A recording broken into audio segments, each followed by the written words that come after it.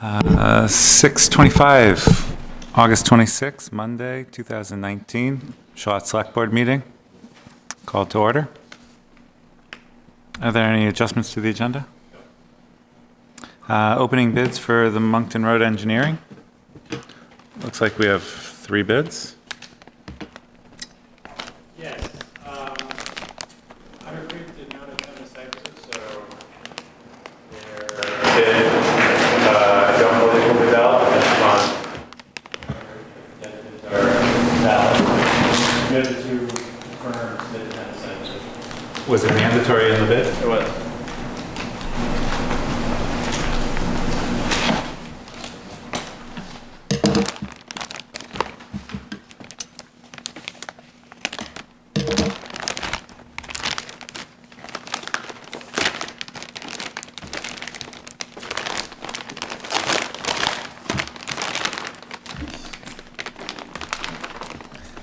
Puzzle?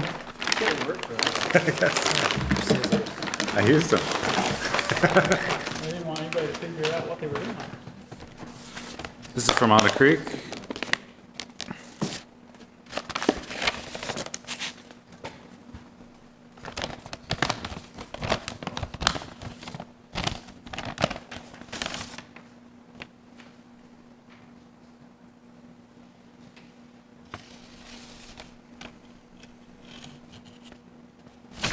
Is there a representative from Otter Creek here?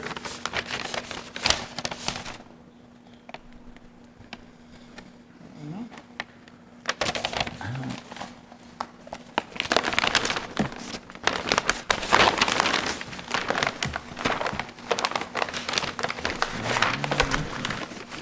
Here we go.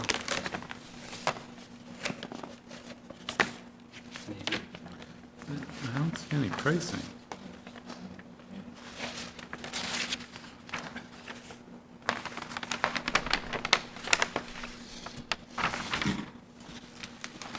This is Thompson's Point. Yeah. This is Thompson's Point. This- This is an application. And we received 2 bids. Oh, there you have it. And a red herring. Probably. Hate to cut the bid. And this. Probably for the next one. This is from Du Bois and King. Yeah, they even got a picture of it. Is someone here from Du Bois? No?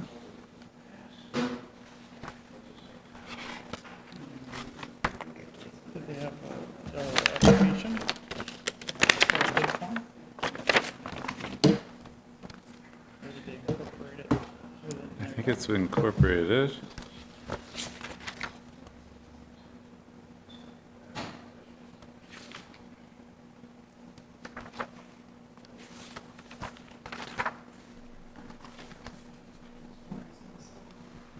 My table of contents.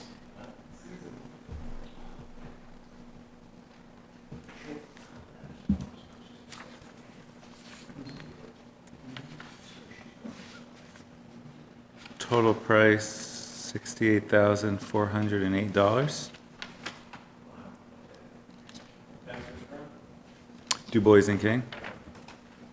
How much was that? $68,408. Direct expenses were $30,000, fixed fee of $3,400, and total labor of $34,000 and change. Fritz. It's our civil engineer.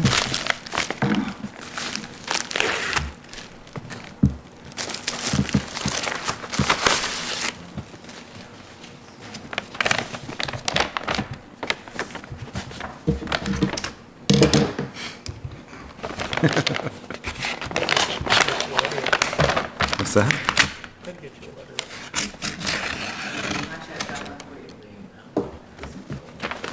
Okay, I'll take it. You'll love it. Fritz will think it's fantastic. It's an old letter opener which has all kinds of Ornate. no, it's not ornate. It's kind of got stuff on it. There you go.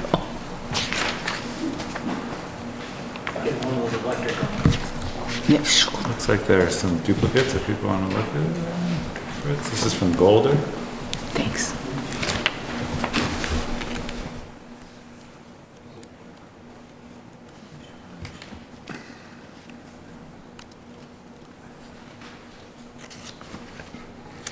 Total estimated fee of $108,798.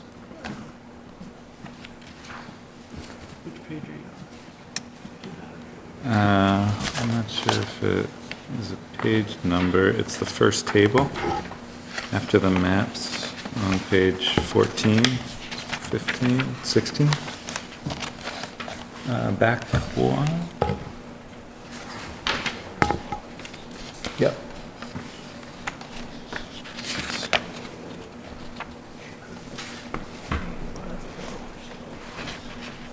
Summary of estimated.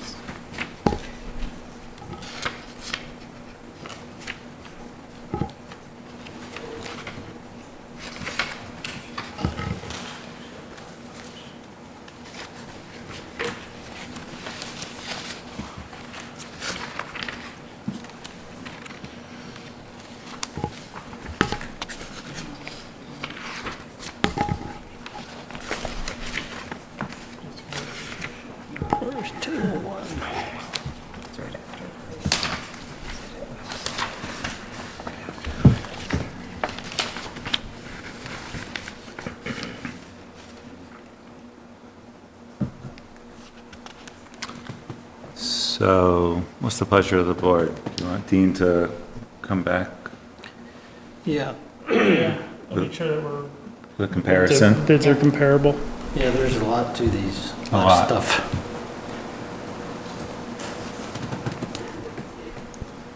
So I'm all for having Dean give us a rundown. Here's the Golder one. Yes? Golder, Golder.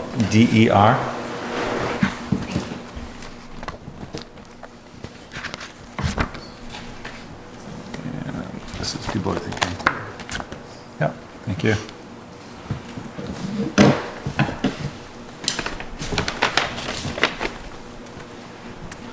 The structures grant for engineering for repair of Monkton Road.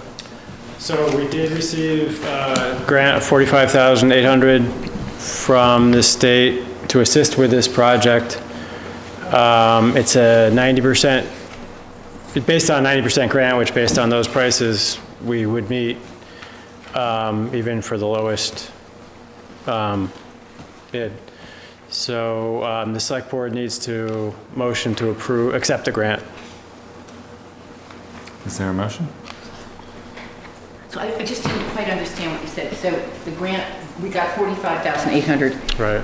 Was that intended to be 90% of a bid, or is It it? was based on, the original estimate from Du Bois and King was around $51,000 for this study analysis. And so the grant is intended to be 90% All of right, that. okay. And we can only spend up to 90% Sure. of a total project, but Okay. up to $45,800. Of grant money. Right. And the rest the town will have to pay. Right. Do we get to tell them that our original estimate was way off? Well, I guess when it comes to bid selection, we could hold them to their estimate.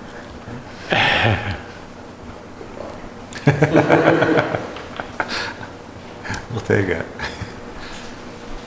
So is there a motion to approve the grant from the V-Trans? V-Trans, right, it does need to be signed, I guess authorize the chair to sign.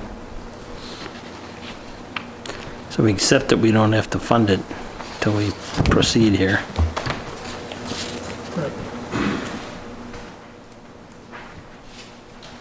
Okay, well, I'll make that motion, Matt, to accept the structures grant for engineering for repair of Monkton Road. It says be signed by the chair. Is there a second? Second. I guess just a comment, if for some reason you decide not to go ahead with this engineering part of it, obviously wouldn't get the grant, but it's not, we wouldn't, binding. right, it's not binding. Any more discussion? All those in favor, indicate by saying aye. Aye. Opposed?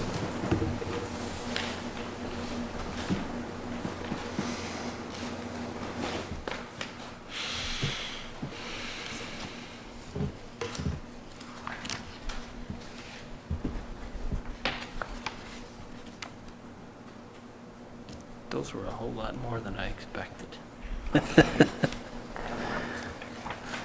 I know they gotta do some boring, but geez. Thank you.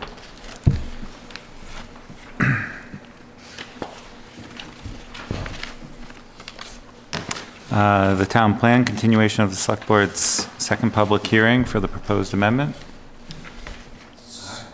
Hey, welcome back. Thanks, Peter. Long time no see. So, in the planning commission, last meeting, we discussed the changes that the select board added. And we voted unanimously that it was still in line with the intent of the updates to the town plan. So that I have a letter addressed to you that's saying just that. That is on the table. So I think that fulfills the requirement, and barring any other discussion, I think I recommend closing and then we can move forward. I think Dean was looking at the timetable in terms of the, making sure we have the time to get it on the ballot for November 10th. I think Mary was doing that. It will be the only. At this point, it is the only item.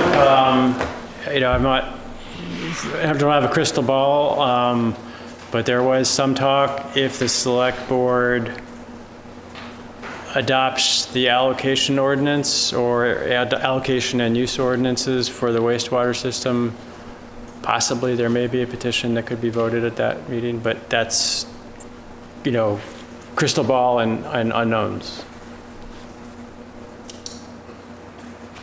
What would that be a petition of? The ordinances that are, your residents are allowed to petition to ask for an Australian ballot vote. For any ordinance? Right.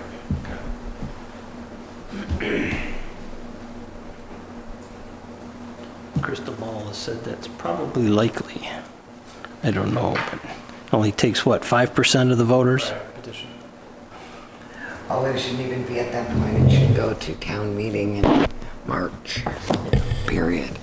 Anyways, it's way too early to do it for November. Yeah. That's totally unfair. So Totally. since it's something that we approve, if we, and there's what, 44 days to file the petition? Yes. So if we are gonna heed the rumors and think that it's gonna get petitioned and we want it discussed at the town meeting, we should approve it within 44 days of the town meeting. Then it would be able to be discussed. We picked it within 44 days of the meeting to do it, so that would get it on the agenda at the town meeting. And voted on by Australian ballot? No, I think it's a floor vote. It needs to be Australian ballot.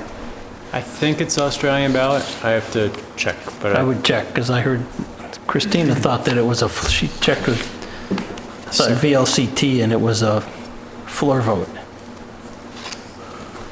Is that if the select board puts it up as an article? No, that's if there's a petition. If the select board approves it, it's done unless it's petitioned.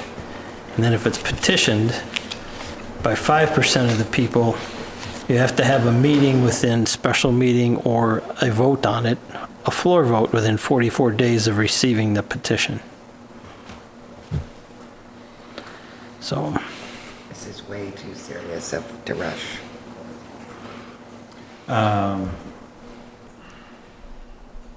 Okay, well, that's worth, I guess, discussing at a later date.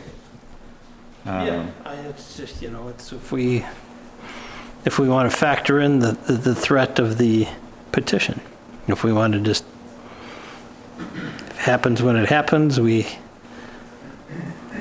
voted yea or nay whenever we think it's appropriate, then it's, Nope, it's done open and yeah. Yeah, this is not here nor there.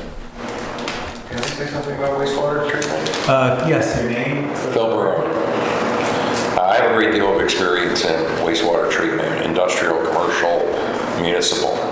You folks are opening up a wicked can of worms by having something like that. The general perception is that if you have a septic system, you're going to be really careful about what you put in it if you don't want to fix or repair it very often. Once you're on a municipal system, you go talk to any town around here that has a system and see what they find on the grate that stuff comes in. Okay, everything from dead animal bodies to towels, blankets, you name it. Your maintenance is going to be phenomenal. Okay. Just a word of wisdom, I would avoid it like the plague. It's my understanding that the state has to design a system for a pre-existing house. Okay. It allows best sticks. I'm sorry? It allows for best sticks. There you go. So why a municipal system, number one? Number two, once you put one in, everybody's going to want to be on it. Okay, because it's cheaper. You know? All right, you just... Well, it depends. You say you're going to get all the costs back. You're going to be sending bills out monthly, you know, for maintenance and on and on and on. Okay? It's going to be a full-time job. As a spiel. I appreciate the comment. Sure. So you would just restrict it to municipal buildings? I'm sorry? So you would restrict This municipal system that you're putting in? Yeah. Yeah, because then everybody's responsible for it. But believe me, people will put anything down the drain as long as they're not responsible for it. It mixes with everybody else's and nobody knows where it came from unless you got your name on it. You know what I mean? It's amazing. It's a new comment to the discussion. I do want Thank to you. keep us on the agenda tasks. That's quite all right. Which is the second public hearing for the proposed amendment to the town plan. We're looking to have an action. You could motion to warn, to warn a vote on November 5th. And close the hearing. First close the hearing, sure. I'll make a motion to close the hearing for our proposed amendment, town plan amendment, for basically energy purposes. I'll Sec- second that. But do we also want to make sure it gets on the November 5th? I think that is separate motion. Okay, separate motion, okay. Any more discussion on closing the hearing? All those in favor? Aye. Aye. Opposed? And the separate motion, So a separate motion to put the town plan up for vote on November 5th the amendment to the town plan? for the amendment of the town plan. Yeah. Is there a second? Second. Any discussion? All those in favor indicate by saying aye. Aye. Aye. Opposed? Thanks. It's a lot of work went into that.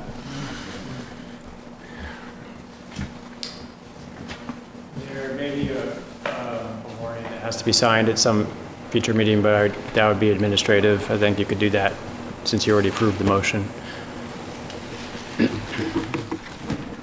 The town road and bridge standards from the state.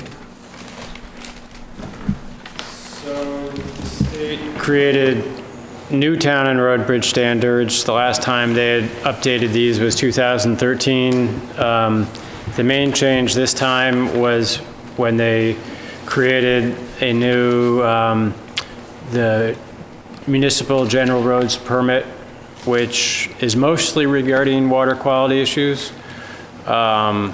So there's a form, the adoption form that needs to be completed in terms of the portions that the town, of the standard that the town is accepting. So that's in the packet. If you need additional copies, let me know. It's also up on the board now. And we'd be approving page 1 and 2 Right. through section 7. Junior, you've seen this?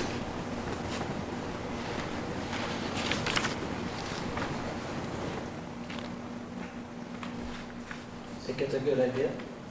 Junior? Yes. You know, I just think they're putting too many things on us, but in order to get the grant money, we need to adopt it. Oh. Gotcha. So,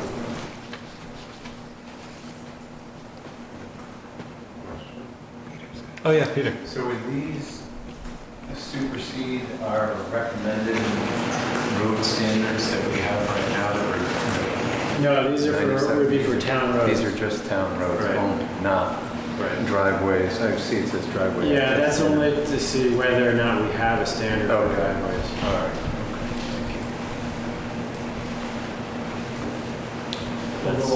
Though I would think that we would want to extend them to private roads, because if this is what you need to do to be a good road person, I don't know why we would allow someone to build ones that aren't good. If that makes any sense. Planning commission should at least review it. That's actually, it's on the agenda for the planning commission. We're start looking at updating the recommendations, which were last updated in '97. So we've had this discussion a couple of times since the fire department brought in the truck. They need more area, and so it's on the agenda for our next meeting to start looking at this, not in terms of just roads but driveways, but we also have discussed the point that Fritz had made, which is right now we don't really have any input in terms of private roads, of which we have a lot.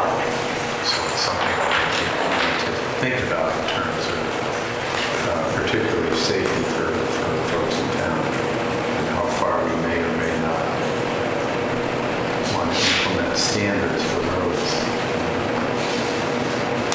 Do you know if there's a timeline for this, Dean? The one the state wants it? Yeah, needs I it by? actually wanted it by August 1st. It doesn't come into play until either A, we apply for a grant, not including the one that we just got, or B, we have a FEMA disaster. You planning on one of those? Never know. There's a tropical depression down in the I land. know. Okay. Well, I think this logic applies whether they've had a chance to look at it or not yet. If this is what the state says is appropriate for roads, and we're not going to get funding and other things unless we agree to it, this would give the planning commission a new place to start. I guess it would be to either look at it or perhaps add to it. Have to do it for private roads, because we're going to agree to do it for town roads. Do you want a copy? But I couldn't understand the logic not to do it for private roads. Having driven on a few that are pretty scary. Maybe we consider that a different issue rather than just this for the municipal roads. Yes. Actually, this has all the... Is there a motion to approve? Make a motion to, do we approve or adopt? I guess adopt the town bridge and road standards from the state. Yep. I'll second. Is there any more discussion? All those in favor indicate by saying aye. Aye. I have, oh, you have one printed out? Signed by all.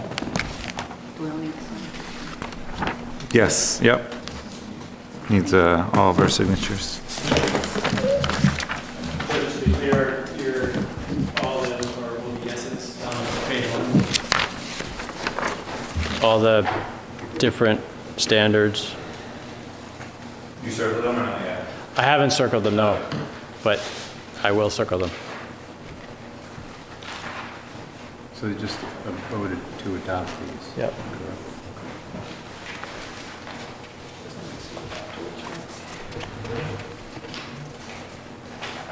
Catching up. 6:45 agenda item. Yeah, that's me. Okay. Permit was issued to Cindy and Chuck Burrs to replace a damaged pool. The pool's at 10 feet from my property line, okay? Not allowed by zoning, okay? It was an above-ground pool. Your zoning administrator gave them a permit, right here, being fully aware, paragraph 4, that it was 10 feet away. The pool that was there was approximately 20 feet in diameter. They replaced it with a 16 by 32 in-ground pool. So your zoning administrator says that it's in the same footprint because it's 10 feet away from the line. Well, every time my foot hits the ground, I make a footprint with 4 sides. Okay? And if it has to fit in the same footprint, that pool does not fit in the same footprint. If it was a hardship, okay, if that was the only place on the property they could put the pool, I couldn't contest it. But she has about 2 acres of wide open land that she could have put the pool in. She had to excavate, bring in at least 6 or 7 loads, dump truck loads of dirt to fill this pool in, okay, the sides of it. She's pouring concrete around it. It's from here to the door to my property line. I gotta listen to the pool pump whine all day long, 24/7. I gotta listen to parties and people screaming and hollering and having a ball in the pool. I came to Charlotte to live in peace and quiet, okay? When I asked about this, I contacted the former zoning administrator. Well, oh yeah, sure, maybe I was wrong. I came here, talked to Dean. Oh, it's a hybrid pool. Please do me a favor, go to any pool store and ask what in God's name a hybrid pool is. There is no such thing. It's either above ground or in ground. I was fed every lie, story, excuse to drag this out so that I would go away, knowing full well that they screwed up. And So the they in that sentence is the zoning administrator. Yeah, well, yeah. Okay, just so Yeah. clear. Okay? So I need satisfaction here, all right? Or I'm gonna have to consult lawyers. Because this is a definite screw up. It's not according to the zoning laws in this town. And why they were issued a permit is beyond my comprehension. And after they were, you know, I was just stalled and given every kind of story imaginable so that I finally got told, oh, it's too late to file a complaint about the zoning permit.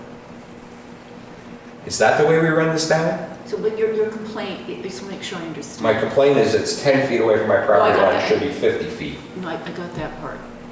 But what your complaint is that the officials of Charlotte screwed up Yes, and they didn't take responsibility for it? Is that's that exactly right, yes ma'am.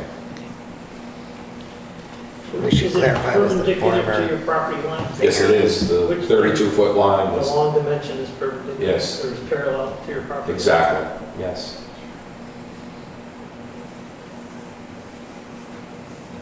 Was there a paper trail that you, I've got the permit, here, you can have all this. I mean, with respect to your complaints, emails, letters, I came in personally, so no, okay. it's verbal. All right, maybe my mistake, but I like to do things that way. I'm Okay. not arguing it, I just wondered if there was a paper trail I could see. Well, I can give you one about the hybrid pool. Okay? Anything you got would be great. All right, I can bring that in. Okay. And so what the remedy that you seek would be to One of have two the things, pool? Mayor. One, two, Move the pool. Move the pool. All right, it's already in. That's how long it's been delayed. So it's gonna cost the town thousands of dollars to move it, okay? To be somewhat gregarious about this, I would like a soundproof fence, 10 or 12 feet high around my property line. Okay, so I shouldn't have to put up with this. And I shouldn't have to do it because the town screwed up. And because I was trying to get, go away. That's what I felt like I was. All right.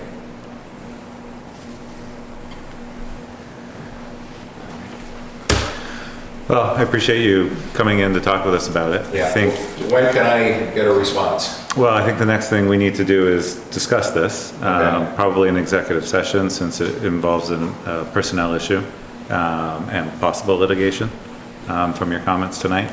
So we can schedule that as soon as possible. And Would I be involved in that or not? would you like to be? Yeah. Okay, Yeah, I want to find out what's going on. Okay? sounds good. Yeah. All right, thank you. Thank you, Phil.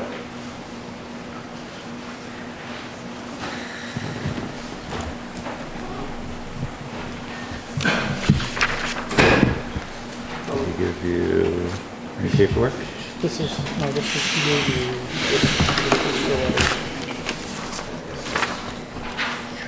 Did you collect what he brought? Yes. Yes. This was, well, you brought this. You brought this too. I hadn't seen it.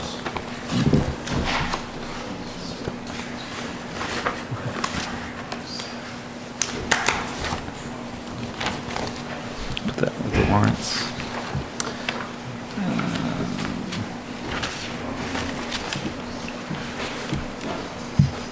Caught up? Almost.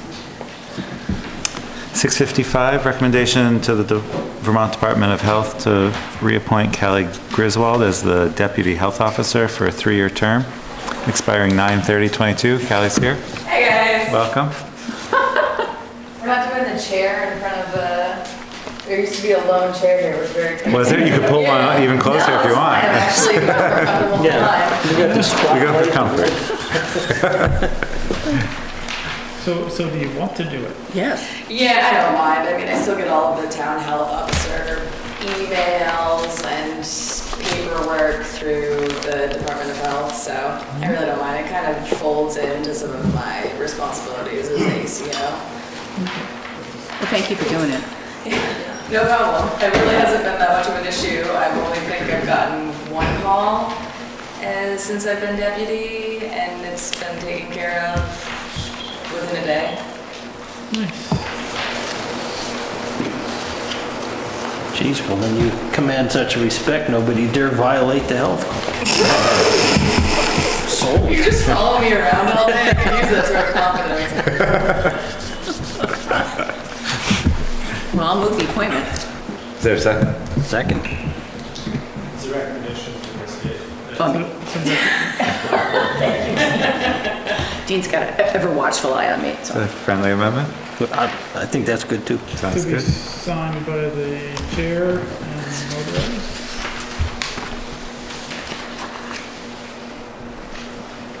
Have to come back to do that? This is the health officer. So Oh, that's she would have to fill this out. Yep. So I guess this is just a letter? Or is there a form? There's. Recommendation form. Yep. I guess the page 2. There's, Yep, gotcha. yeah. It's on the back side. And to be signed by the chair of the local board of health, which That is would be me. you. So there you go. Is there any more discussion? All those in favor of the motion, say aye. Aye. Opposed? Thank you for your service. Appreciate it. Thank you. Do you mind just? Yeah, you can fill it out and bring it back. Great. Thanks, guys. Have a good one. Yep, thank You too.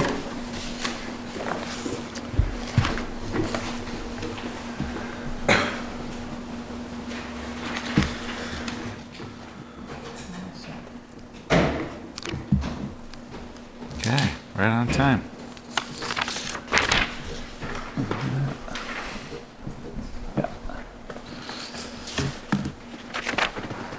7 o'clock, public comment. Is there anyone here for public comment? Yes, could you please state your first and last name first? Hi, my name is, first and last name, okay. Holly Price. I live on Common Way off of Greenbush Road. And this is my first time here. Thank you for being here. I have concerns on Greenbush Road by the hill by the cemetery. I feel it's extremely dangerous. And I walk there a lot, there's bikers there a lot, and I'm looking for or asking for or hopeful for some other signage or speed limit, or I've talked to several people who walk and ride there, and they all have concerns as you come up or go around that corner there, you can't see who's coming, who's going, and it's I think the whole road, the mowing is just in front of the cemetery, and then the mowing stops. I've had to kind of jump off the road kind of quickly, and I jumped right into the bush there, which is, I can do that, but I think that it would be a better and a safer place if we could do something about that. Thank you.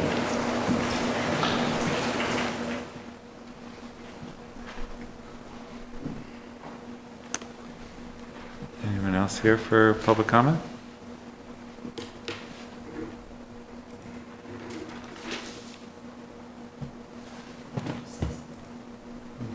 Yes. Yes. My name is Harriet Patrick. I'm the Vice President of the Charlotte Hysterical Society. The building, the museum, on the east side, up on the fascia board, is rotting and needs attention. So what can I do? What can you do? It's a town building. Do I get estimates? Do you get estimates? How do we fix it? So I'm not entirely sure what the management responsibilities are of the Historical Society. Have you done have you done that in the past? Yes, we have. Okay. I assume it would be in the town maintenance.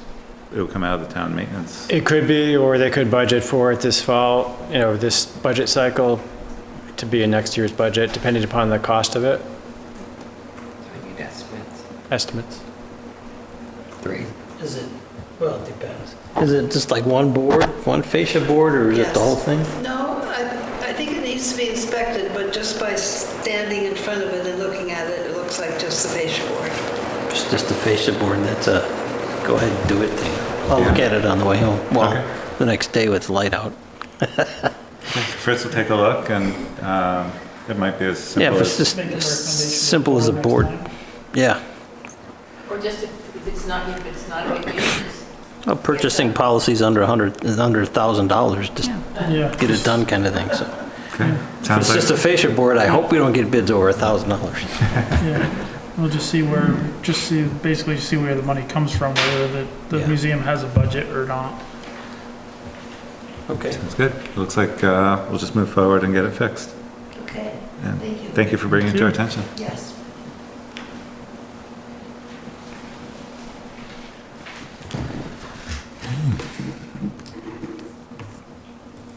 705, there's a request for a conveyance of approximately 1 acre from the town pound. And John Levine, and I own 9.4 acres. I am now to give 5 acres to my son. That will leave me 4.4 acres. And the town pound is right behind me. So either buy a little bit of land from you guys to make it 5 acres and see how it goes. I will let you know if Peter, I was going to call you, Dean, or you, over the weekend. Do we ever allow building on 4.4? We never do. You'd have to get there's an option in the land use regs that allows you to transfer development rights. So if you have, how much do you have? 9.4. 9.4, you want to get to 10? Yeah. So they could purchase the rights of 0.6 acres from another landowner? Actually, it has to be 5 acre. Or 5 acres, to purchase 5 acres, then it could be from anywhere within the town. So I gotta purchase 5 acres? I'm saying that's one of the options, is Okay, yeah, okay. transferable development rights, so that you can buy 5 acres from another landowner in town, even though it's not contiguous. Not even close to our On land. your land, you could, that would give you the 10 acres, and then some of what you need. And correct me if I'm wrong, it would have to be unencumbered land. It couldn't already be conserved or otherwise taken out of Correct. That's right. being developable. So you want to subdivide to make 2 lots? Yes. Yeah. Yeah. Yeah, so that's the agreement. The other option for building another dwelling without subdividing would be to build an accessory dwelling. Are you aware of that option that the town has? Could you explain? It remains one piece of property, basically. When you have an accessory dwelling, you can put on another dwelling. There's a size limit, 30% of the main structure, I believe it is, and there's or 1,000 square feet, Whichever's larger. whichever's less Larger. or larger. So that, but the thing is one of them has to be occupied by the landowner. That's correct. If that was a choice you wanted to try to do, that would give you another residence on the same parcel Without subdividing. without subdividing, without just going through the permit process for an accessory dwelling. And that would be 1,000 square feet of finished space, which doesn't include unfinished basement or garage, 30%, whichever's. What's the square footage again? I think is it 1,000 or 1,100? 1,000? It's 1,000 or 30% of the primary structure, Okay. Whichever is bigger. whichever's bigger. I would support giving you part of the pound land. Would you consider in exchange giving us an easement to access the pound property? You mean like a right of way? Yeah, an easement, so, yeah. Because right now, the pound property has no... Right, It's right, just- it's like kind of landlocked. It's got a landlocked, I yes. know, yeah. You can buy the whole property, There you go. you know? I don't think so, no. Okay. Okay. Peter? So this is for a private residence, right? You just want to Yes. subdivide and build Yeah. houses. Yeah, exactly. I'd be very reluctant for the town to sell land for a private landowner to develop their property. Well, it won't be developed to myself, so I'm gonna own myself, Right. the land adjoining to the town of Pound. Right. My son's gonna be building on the frontage. You know, so, I'm gonna. No, I think I understand that. I'm just saying, I'd be reluctant to sell town land for development, since there are options available to any landowner in town in terms of, using a transferable development right from another private landowner in town, and not from town land. Have you approached other neighbors about the boundary adjustment? They own, both my neighbors, they have like 10 acres. You know, and I figured it out. I have 465 feet in the back there, adjoining to the town bound. I only need 9 feet to make it.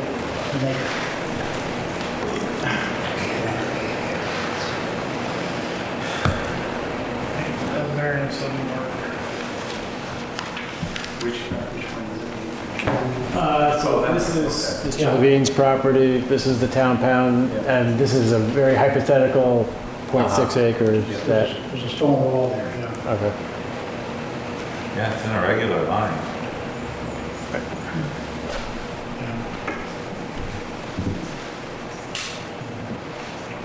When was the lot subdivided? Do you know? What's that? When was the lot Created? originally created? Do you know when? Back in the late 60s, early 70s. And the neighbors were made at the same time? Yeah, yeah. Might be worth a hard look at the records. The deeds, The deeds, because that is an odd, irregular thing, that if someone made all those lots at one time, they Why have is 10. why is that one shorter? Why is that one got the little dog leg? Yeah, look that up. Yeah, we did look at the deeds. And And, That's the way it describes it. My annual survey, I have 4 pins, and it's where Okay. we penciled in there, like some of the stone wall. it goes out, you think It that's, goes out right there, yes. you think that your property does continue out to Yeah, there? the other line, I don't know what that is. No. This line here, This line here, yeah, right, right. maybe you have it resurveyed. Well, Well, if you had it surveyed and the pins are out where that line is, then Yeah, the pins are right into the stone wall. and so the lot was measured by those pins? Yes, yes. Guy named LaRose, he was a surveyor back in 81. They're still around in Bristol. Yeah, it was probably the father. It probably wasn't Kevin. He is, And that's where the 9.4 acres came from? yes, yeah. Originally, I owned 1.75 acres. Back in the late 60s, you could build them, you know. Since then, I bought 7.9 acres in front of me. I think somebody had mentioned an easement, but I think that would be a good solution if you were willing to provide an easement to the town, because that to me is a good exchange in terms of reason for making that swap, since it's landlocked now, we don't have any access to the property. And it could be a lot. if you go back into the records and find out what was originally the parent property, they're kind of obliged to give you an easement. You can buy your property. It's not you can't have a landlocked parcel and prohibit somebody. It goes back to one that was, when it became landlocked, whatever transaction made it become landlocked, you review that, and then who the bigger land at the time is responsible for providing an access. That probably goes back to the 1800s or something. I mean, I did a quick review of all the adjacent properties, and there was no reference to an easement or right-of-way. Well, it doesn't have to be, but Right, I see what you're saying, going back to the you original. would go back to see what the town pound was originally part of a larger parcel, I'm assuming. Had to be. Coming here tonight, what was your thought about what it would be worth? Just to see if it's feasible to give my son 5 acres so he can build. But as far as the value of, what you were thinking the value of the boundary adjustment would be? No idea. How would you no idea. calculate that? Not appraisal, no idea. Okay, so you just go by whatever, you were Whatever, yeah. thinking whatever market value was for 0.6 acres or 1 acre? Yes, yeah.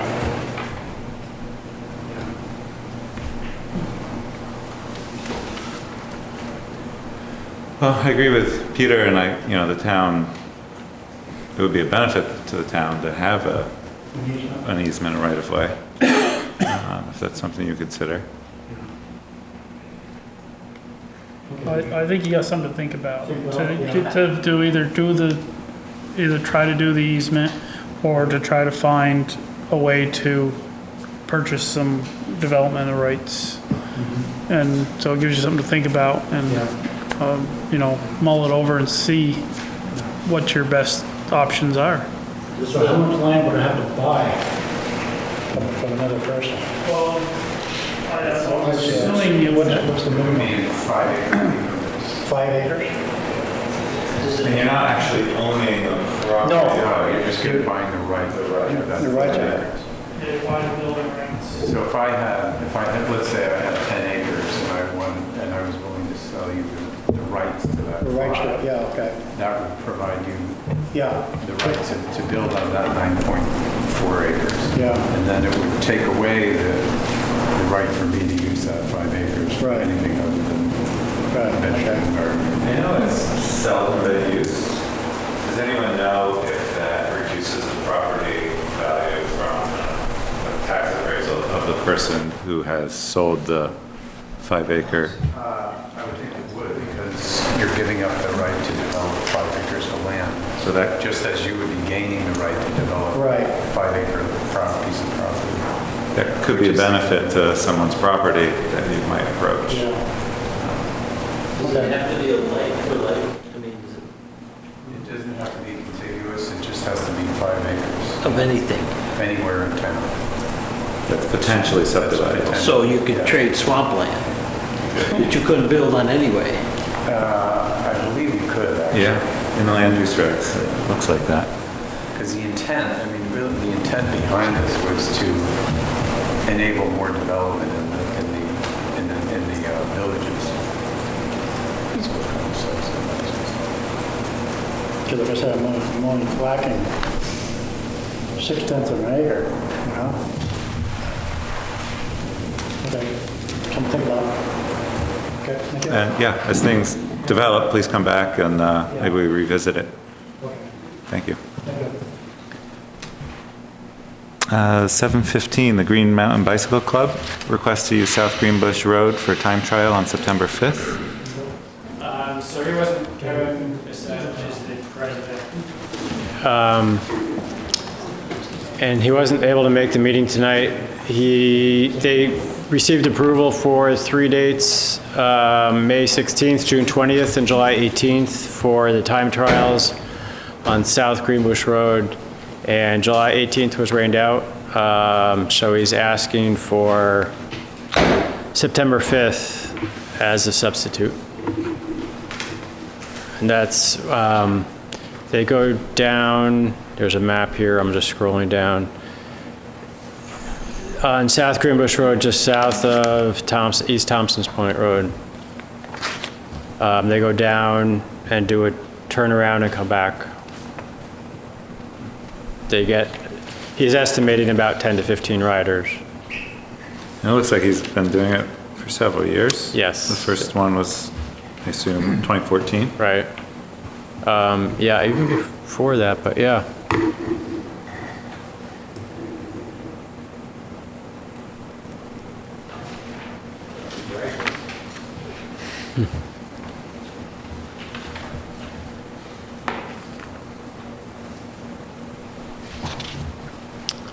I just want to verify that they received the approval from Fire and Fire and Rescue. Rescue, yeah, they did previously. I haven't checked for this new date with Fire and Rescue, but the Assistant Fire Chief did sign off on the previous application.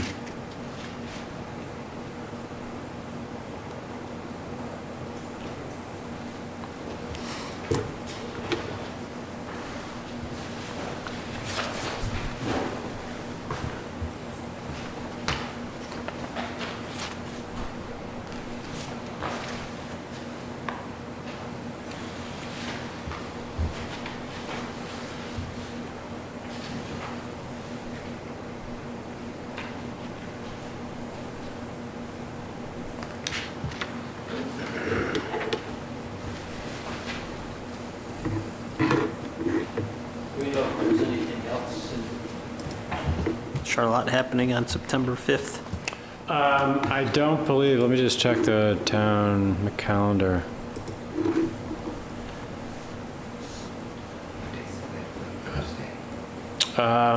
It's a Thursday. So Vermont has a half marathon on the 7th, and the Cali Brush Ride is also on the 7th. So it's just the 5th. I don't see, if we approved it before, I don't see approving a rain date. I'll make a motion to approve the request for the time trial, September 5th. We want to request that it get With signed the, by the rescue chief. I guess I would say with the same conditions that were, But are we choosing one date, or are we going to give him the option of both dates, depending on the weather? I think just the 5th. Just the 5th? Just the 5th. Yeah. Okay. I'll second. Any more discussion? All those in favor indicate by saying aye. Aye. Opposed? 4 to 1.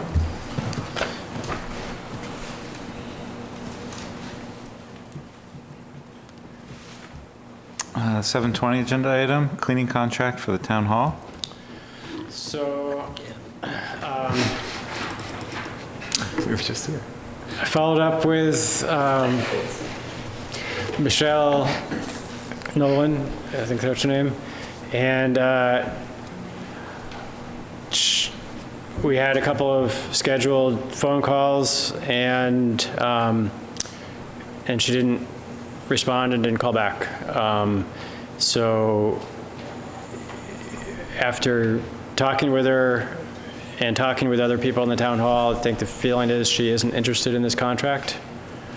She didn't return calls and didn't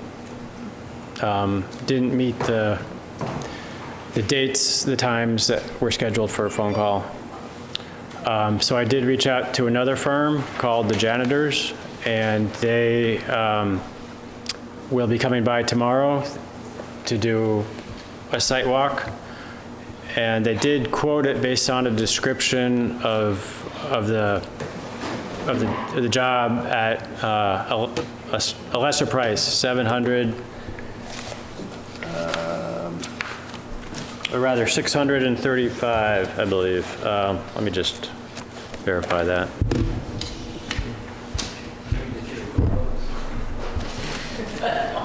It's about 300, 400? Forever. $679.35 per month.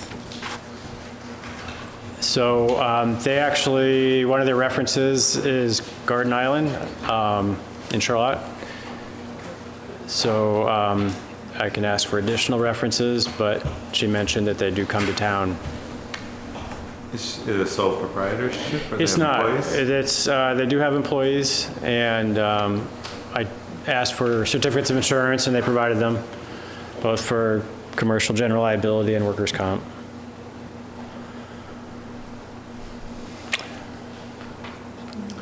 So, sounds like maybe we'll put this off until the next select board meeting? You could potentially give them a try for either a couple of weeks or a month, and then decide if everything works and you want to do a contract.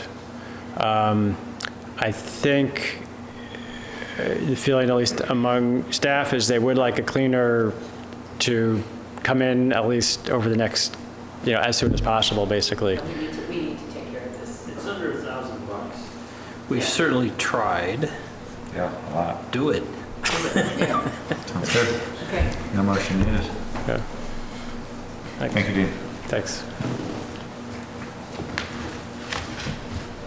7:25, village wastewater system ordinances. So we received a memorandum from the committee regarding some of the questions that were raised at the last meeting. There are a few committee members here, and maybe you want them to go through them, or if you want to just review the answers.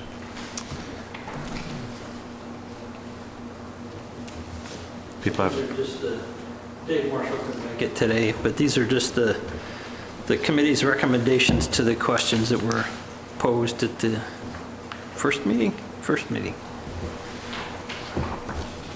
Some of it's semantics, whether you change senior to elderly. Some of it addresses Frank's concern of making sure that zoning and definitions are consistent. And I think in the most cases, we thought that we'd defer to the zoning. Although there was one we thought that was specific enough where by definition in the, that it would stay. Now, which one was that? They're the board and the commission and things that they decided it was going to be prioritized in the document. So it was.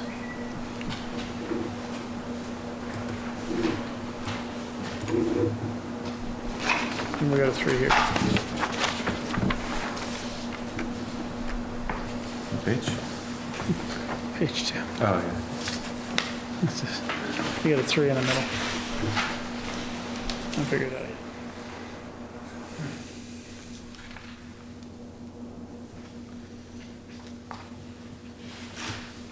Have we figured out,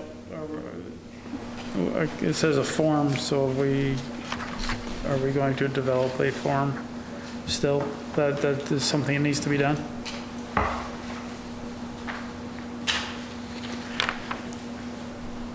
I think the discussion of trying to create a form that would be approved by a few other people, other select board and/or zoning is best left for them to create their own. No sense in having somebody keep swinging at it and coming back and coming back and coming back. If the two parties that are to approve it create their own form, that's just gets rid of the middleman, so to speak. Yep. Agreed.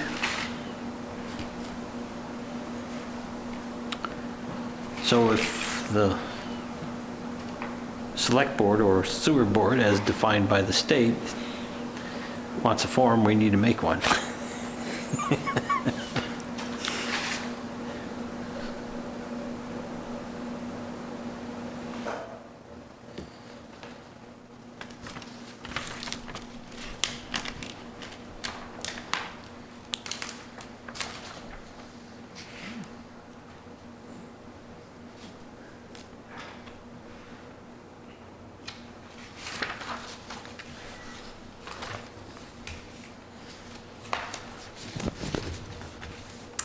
Did anyone have other edits to the ordinance that they wanted to see?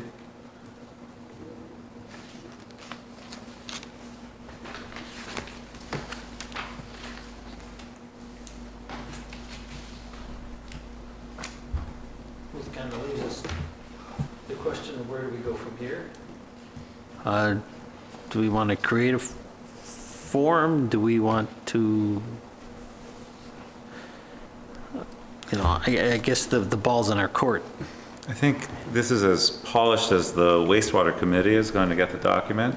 And if we're satisfied with the document from an editing standpoint, I would think we should send this to general counsel for review. In the meantime, we could start sketching up forms that would be consistent with the process, assuming it doesn't change much structurally when it comes back from lawyers. Sure. That way we would have a process drafted in place by the time we review it again. We are the governing and operative body for this, so.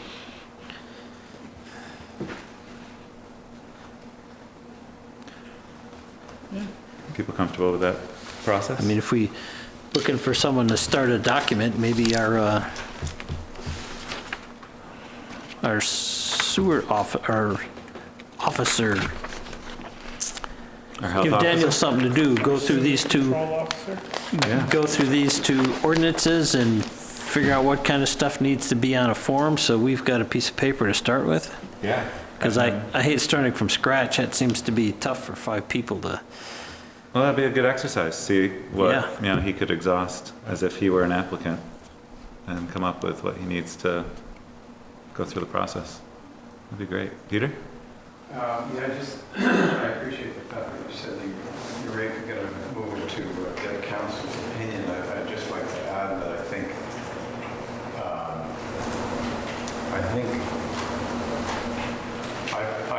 I've been on this committee for a mere 2 years. I believe it goes back about 10 years in the past. And I think that there are some things in town that we're aware of, like the Children's Center and the desire of the medical center to stay in town. So in my mind, those are two critical pieces that I think we don't want to lose sight of. So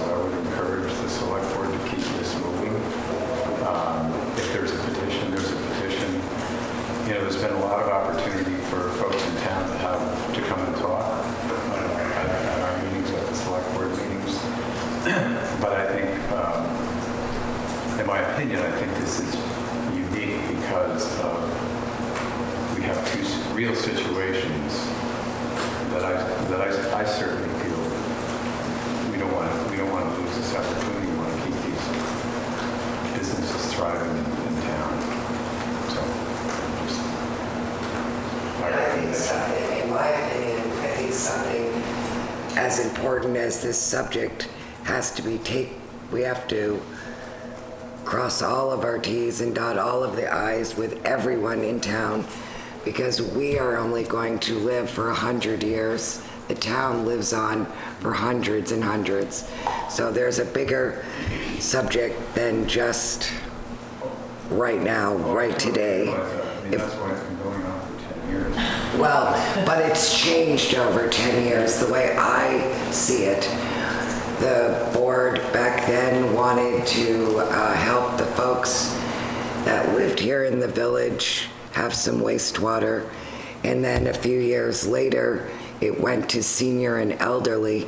And now, the new board is commercial. So we've looked at all three, but I personally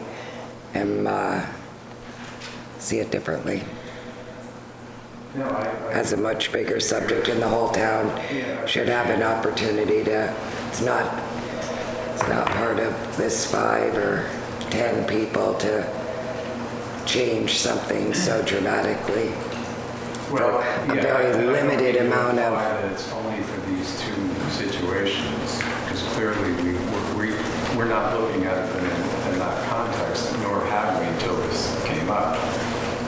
But I also would add that I think the way this document is now, what's also different than perhaps the way it was a few years ago is that it's consistent with the town plan, which is an approved and voted on document. And the other thing that I would have a problem with is if there was septic and wastewater on the north side of Ferry Road, then why isn't there a separate system built for the Children's Center and the Health Center? And I saw a memo that there was another community member that would like to put a few houses on their property within that area. So wouldn't they get their own sort of septic system instead of using our very limited amount of septic on this side? 50 years from now, 100 years from now, we've got septic on the north side and not on the south side, but we got our business and we got our stuff going over there. Well, the allocation ordinance sticks with the issue that if you have a site or a parcel, you have to show that you have exhausted all of your private opportunities. So if you do have a parcel and there is a potential to have septic on that parcel, you have to use it. You have to use up all those options before you can go to using the town's one. Because it's very limited. We must remember it's pretty limited. One thing I'd like to add to that piece is I think if this ordinance does go through in a similar form that it's in now, I would encourage the board to ask CVFRS to apply to beyond the municipal wastewater. To apply and be a paying member because they are a nonprofit, they are not a town entity. And I would think that the ordinance would have to apply to all organizations equally. And although they've been grandfathered in for some reason historically, that is not a town building and that's not a town asset. Just to go back to what you were saying, Carrie, if I understand you right, the septic that's available up on the north end of, I guess it's on Mason's property, I think the issue is the cost is exorbitant. And so the way the ordinance is written now is that if a business has an opportunity to come back and make their case as to why, in this case, why they don't want to spend $200,000 to have septic. As far as housing, this ordinance doesn't allow for residential housing hookup. It's specifically for commercial, senior, and affordable housing. Well, no, I would assume that the children's center has some septic, and couldn't folks on the north side make a private, you know, like a small Thompson's Point wastewater? Can't you just put 10, 15 I think what we discussed last time was, and this is my point of view, is that it's not the town's place to be coordinating private development efforts. Oh, right, yes. And so the town ordinance needs to look at what the town's assets are and how they would fairly distribute them if interested. Okay. If people in town, you know, there's a lot of options available privately, but that's not really what the ordinance is for. The question of exorbitant cost for land that isn't sold is, well, then the land's not worth what it's being sold for if it's an exorbitant cost to use it. It cost me $70,000 to put the septic in for the store just so I could continue to have what existed, because I had to pay $50,000 for the piece of land and $20,000 for the system. I had to do that. That was part of my business. You know, unfortunately, I would have rather not spent that $70,000. I would have rather put it in the building. But I had to buy the piece of land in order to have the septic, and that was about $50,000, and it was about 20 to put the, So I think this hinges on what the definition of feasibility is. And what I understood when we had this conversation one other time was that it's not feasible if you cannot get a state permit for your property. Yes. Now, is that, I'm looking at paragraph 6 on this memo, and it would be, quote, in accordance with the state EPRs. Because isn't that what we're trying to I mean, this is a drafting issue, whether it's drafted correctly. It means if you... This is a substitute. Wherever it says feasibility, you substitute in the appropriation thing the words in accordance with state EPRs. What's an EPR? Environmental protection rule. Okay. So it says basically it's you're feasible. unable to get a permit. If the state says you can do something here of some sort, you can do it. If they say you can't, then it's not feasible. Then you're eligible. And then the town is not defining it. Okay, It's got it. deferring to the state, and the state yes. is, manages wastewater permitting. Okay.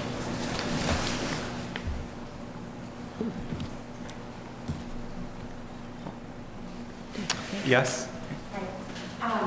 So I think what you guys are talking about is Happy Patrick's property that was gifted the quarter, where we looked at septic, and I want to point out the reason why it's so expensive is because it's very, very poor soil quality, and it makes it a state-of-the-art mound system where you're pouring huge amounts of soil to try to offset that.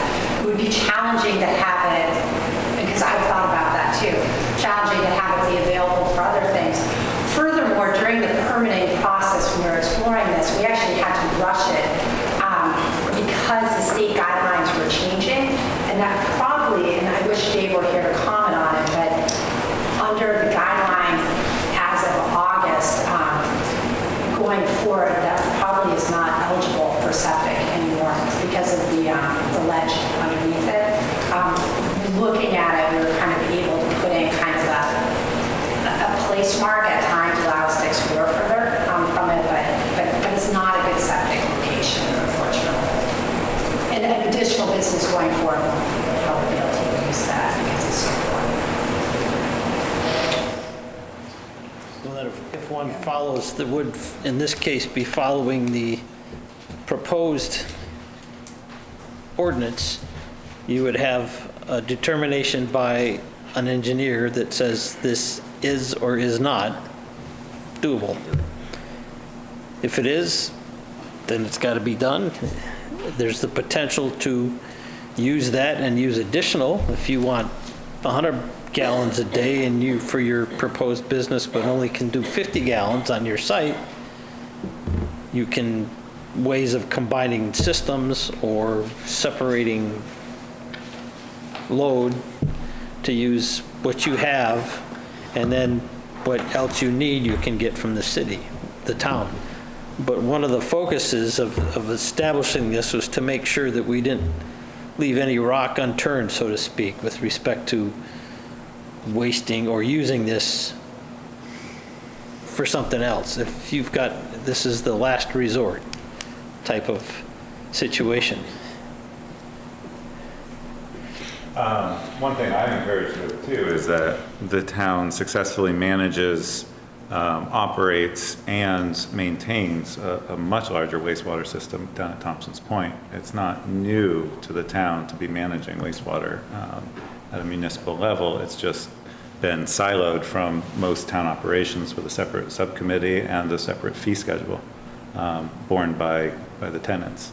Some of the concerns that what was his name, who's not here anymore, that mentioned, I mean, many of those are not, those are issues when you just have open pipes and hundreds of homes drain. You're talking very few customers, you're talking pumps and filters, and a lot of that stuff just isn't going to go through that system. You can't take a towel and run it through a pump and shove it through a 2-inch pipe. Well, you could with a really strong pump, let's put it that way. To be Stronger than we macerator. have, yes. So I think some of those issues are handled. There's also accommodations in the sewer use ordinance that allows for testing and inspection and monitoring. And if for some reason you signed up for, you know, the example that is the most prominent is a brewery, someone that has a restaurant has a certain load, but a brewery, the yeast and stuff is just makes septic systems go nuts. So if there's a change in the type of effluent, whether you say it's the same use or not, it leaves the option of like, well, okay, you can't do that anyway. So with respect to addressing some of the concerns that he had, I think those have been thought out, and the option, like I said, is there to test and to monitor whenever deemed necessary by the sewer board. And we don't have our minute taker, so Andrea spoke last, Andrea Regan, and yeah, you just state your name too. Yeah, Shepherd, on behalf of Joe. I appreciate Carrie's comments and her concerns, but one of the things I would like to say is I appreciate that the feasibility has been talked about here because, you know, I've stated this before, but we are a small nonprofit and we have actually done the feasibility study ourselves. I don't know if any of the people who are objecting to this motion have done that themselves, but we have actually spent a significant amount of money doing the feasibility study, and the feasibility study says it is going to be incredibly expensive to actually put in the septic system on our own property, and so we have done the due diligence, which is why I appreciate the feasibility here, and that's why I support the language here where we go to the board and say, look, we have done the work, and as Fritz has been talking about, we have done the work to try and say we're doing our best that we can to try and do it on our own. But the reality is, in a small community, in a small town, there are certain things that small organizations are not able to afford, and that's why we are looking to the town to move forward with something like this. On the form, if we do this form here, when we talk about change of use, if it was a commercial use and then they can do commercial stuff and they happen to change it to a brewery and they have all this stuff, would that fall underneath the change of use? Yes. And There are some how do we apply that to our form so that it requires them to come up? You see what I'm saying? I mean, there are some classifications of effluent from certain uses that fall under. I mean, commercial is not all commercial from a sewer standpoint. If you go to the state rules, there's commercial. Some of them just have water from the bathrooms, others have, methyl ethyl bad stuff that could be put into the system. And those are frequently defined by the waste codes for the state and not necessarily under the blanket of commercial. And is that something that we're gonna have to define or reference and have that something, a box checked on our form? That would be, I think you would have to read the sewer use ordinance, and I believe it refers to the state rules. As to whether you catch somebody doing that, I mean, that's, anybody that's doing anything nefarious has to be caught by somebody. But if you are doing periodic checks and all of a sudden there's some number askew, you say, okay, I've only got 4 customers, we're gonna go check them all out. I mean, if it's something that smells, or, I mean, breweries have, there are some things that your nose will answer the question for. But I mean, there is always the possibility that someone will abuse it. There's the potential in the use ordinance to identify that and say, fix it or lose it. Right. Well, I was just wondering, because I mean, I think we want a little more detail on the Thompson's Point wastewater ordinance that we have for there, on the description of what can and cannot go into the system. There's a fair amount of that in the sewer use ordinance that, Okay. I don't know if you've read all that I exciting haven't read stuff. all of that. I'm glad you. There's a long list of things You're that informing me of. it's some in of there, this. and it also references some other I'm just trying to get long it put list. on the, I'm just trying to figure out how it would be put on the form, so when they're applying for it, that we know exactly, what they're flushing down the toilet. And whether that, and what they're, basically what they're applying for, so if it becomes a change of use if they decide to do something else. I think that's mostly defined in the use ordinance. When we went through all those discussions, didn't we, Peter, about, I mean, there was a list of all kinds of multisyllabic things that you couldn't put down the drain. If I could add, I think if I understand you right, let's say the brick store wants to have a microbrew. Well, it's a change of use, so that would also include, it'd be a conditional use, and it would go through site review, which would get into wastewater requirements, needs. Possibly, In but addition. I'm just trying to think of what was on their application when they applied for it and what so we know that it's a change of use. Because we wouldn't really, you may not know it's a change of use if you don't have it listed on their application and what the permit's for. I would read through the parts of this sewer use ordinance and see how many of the questions you have been answered. I think a number of them will be answered in there. The allocation says you have to follow the use ordinance, so if you're not using it right, that's what throws your allocation into can't have it anymore. The mechanics of the two, one follows the other, so we're allocating a use, you can use it for this, you have to follow the rules in the use ordinance. And it says if you don't follow the use ordinance rules, that throws your allocation into you can't have it anymore. Right, but I mean, your change of use that you have defined here means an increase in number of permitted users, employees, converting to a different type of use. And then they gave examples, but it doesn't say. And so those could be listed on your checkbox to say that it could be a residential use or commercial use, restaurant, office.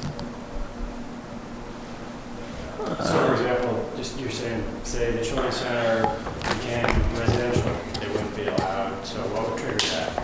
Right. I mean, the thing is, if it's a change of use, I mean, not necessarily all just what they're putting down, but a change of use is in, if an elderly housing unit goes out of elderly housing, because in here it defines elderly housing, but there's nothing in here that says that elderly housing has to remain elderly housing for any period of time. So I don't know, when we allocate septic for elderly housing, first, how did it get there? and how does it stay there? Well, It may not stay there, depends on the use. And what happens if it doesn't? Does it get kicked off the system? Yeah, yes. sure. Okay. So you can leave a building. So if you look at Article 5, there's all kinds of stuff, yes. You can just close You up. can say, well, you do what you want with your building, you are allowed to use it for what you said you would use it for. Okay. But if you're changing your mind, you, I don't know, figure out what to do with your sewer. You can't use ours. Article 5 That's a question, has then. quite a bit of that under the building or the sewer use ordinance. Okay. I'll look at it more closely, thank you. Any more discussion?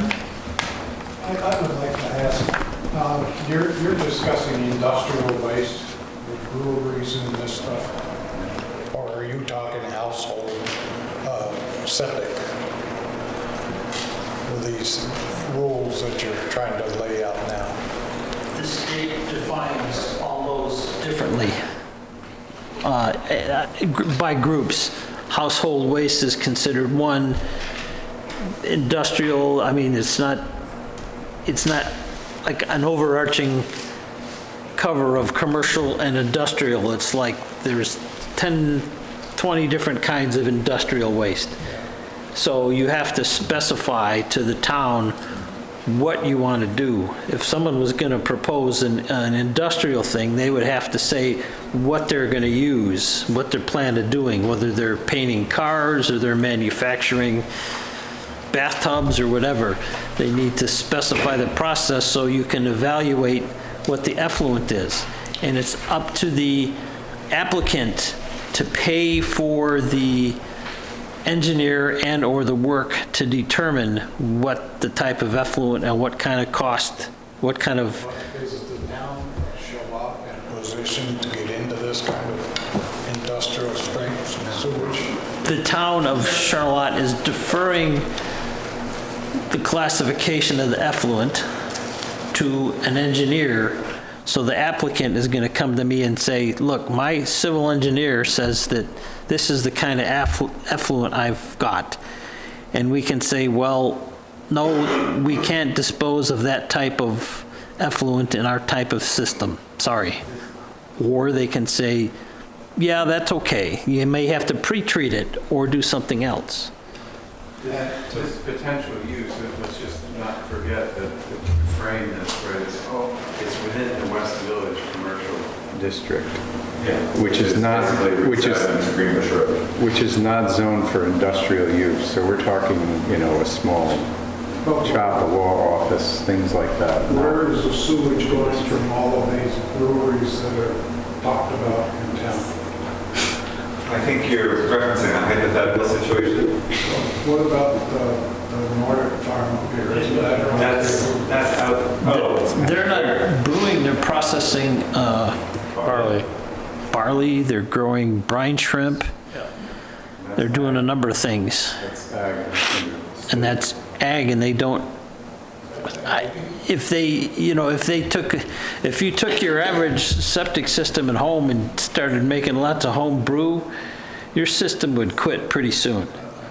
So they're on their own system, and if they're not taking care of it and doing what they need to, they're gonna shut themselves down.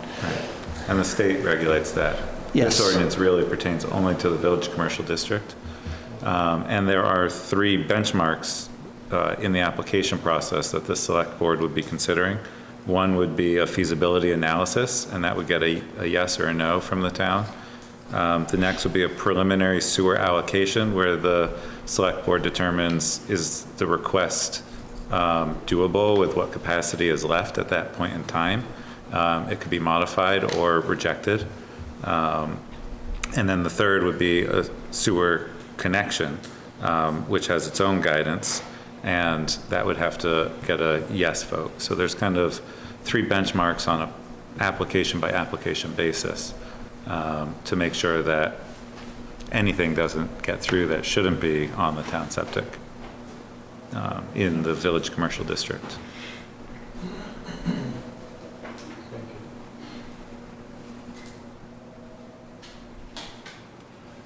So I think we have a path forward. We'll send both drafts to general counsel. We can. As incorporating the edits that were suggested by the committee. Yeah, I think everyone liked these. Okay. And what are you thinking about a vote? You're not pushing for a November vote, are you? Well, I think I'm not even getting there. It's depending on what general counsel comes back with. I think we should visit this when that's available and then continue to plot a course forward, you know, from there.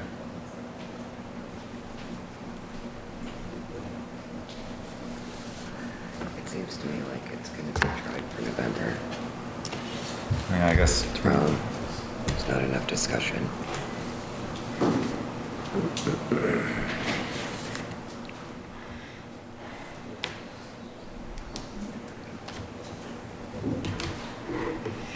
Jeff, so can I just ask what the time frame is for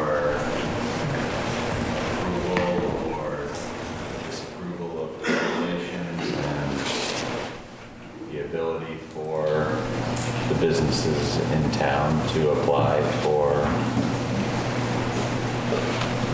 wastewater permits? I mean, is there a general time frame, or I think it would benefit, I mean, certainly the health center and ourselves, the children's center, and if there are additional people who are interested in this in terms of budget planning and, you know, things like that, I think it would be helpful to maybe Ben as well, just to understand what the perceived time frame for this would be. It's kind of a hard, it's a hard timeline to guess at this point. I would say working backwards, we know there's those, the board would have to approve and consider those 3 benchmarks in the process. So we have regular meetings every 2 weeks. Fastest case scenario would be 3 consecutive meetings. The forms have to be made. Dean, do you think in 2 weeks, general counsel could have a review?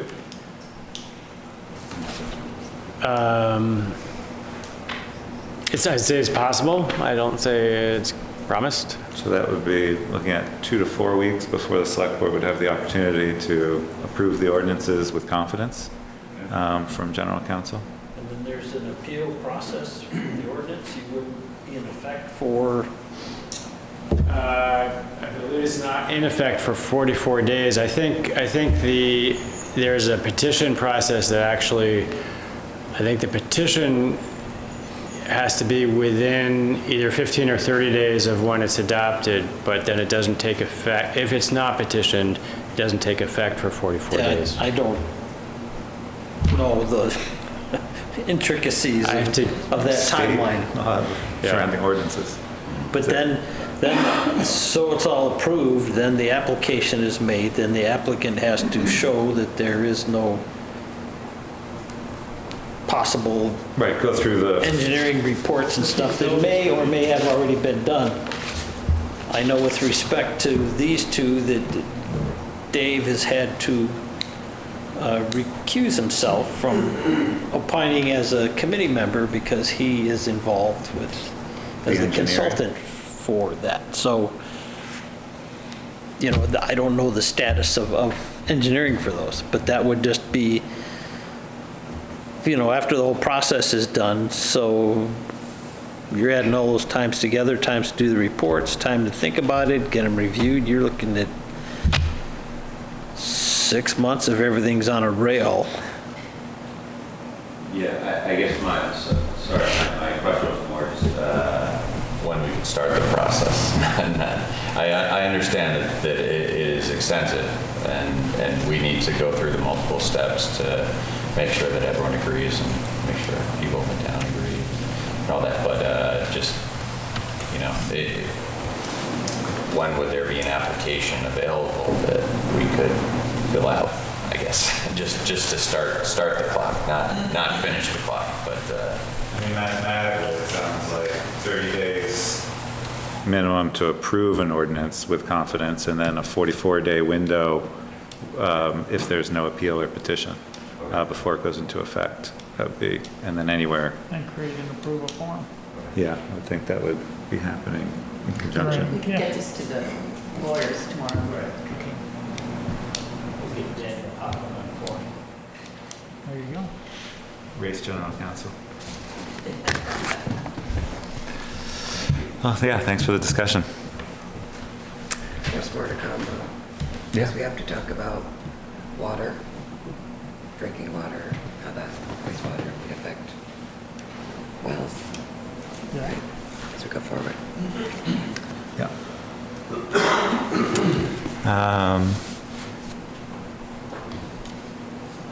We have 4 minutes. People want to do minutes?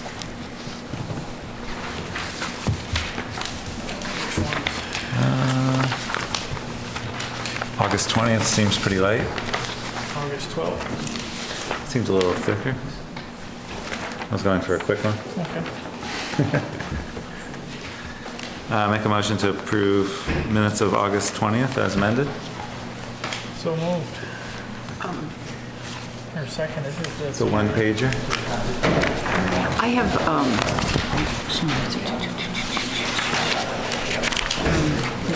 Okay. Wrong ones. You're looking at this one. yeah. I have an important issue. I think it has to do with the wedding. Okay. That's save on the, that. that's on the 12th. Sure. Okay. We'll save that one. Yep, got it. For later. Yes. Okay.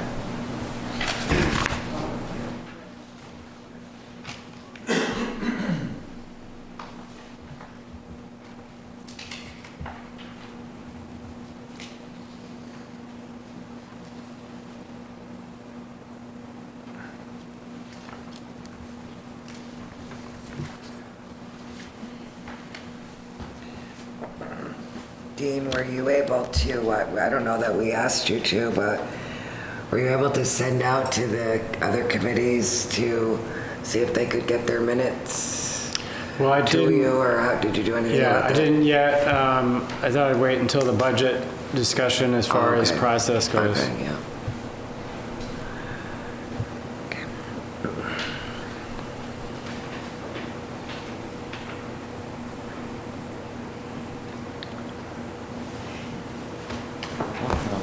No edits? All those in favor, approving the minutes? Aye? Aye. Opposed? Abstain? One abstention?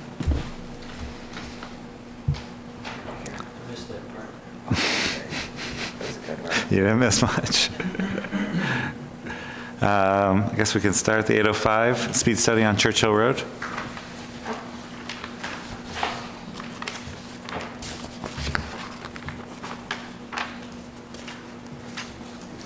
What kind of vehicle are you gonna take us for a town ride around in Fritz? My Harley. There's 4 sidecars, I don't know. Hay wagon. Oh, a hay wagon's good. I don't even have one of those. Well, I do have one hay wagon. We can borrow one from Dave. You do the tractor parade. You get to tour us around. Back in the fall, residents of Churchill Road area asked to have a traffic safety study done by Regional Planning Commission. They weren't able to do it in the fall, but they did in the spring. And the results of that study are a recommendation to change the speed limit to 40 miles an hour for Churchill Road. Residents have submitted a letter signed by 30 residents supporting that recommendation. Currently, the speed limit is? It's not, there's no speed limit, so the default is 50. There's no speed limit in our ordinance. So if we said it was 40, then an officer could sit there, and if somebody was speeding, we'd have Yep. we did an ordinance for 40. Right. Can we do that? Yep, okay. I'll make a We're motion. gonna do that in several parts of town. I'll make a motion to accept the recommendations of the Churchill Road Speed Study and to post that section of road at 40 miles an hour. Any discussion? So this will be before we take public discussion, this will be an ordinance change. It'll be an amendment to the ordinance, so there will be, we're talking about the process for amending the ordinance, this is it. So probably at the next meeting, I'll have a form to sign by the select board that basically is the amendment that gets posted, and it goes through that 44-day period of waiting for, if there is a petition. But it has to go through that 44 days regardless of whether there's a petition, and then it goes into effect after the 44 days. And then Junior puts the signs up, and then after that, somebody can write tickets. Awesome.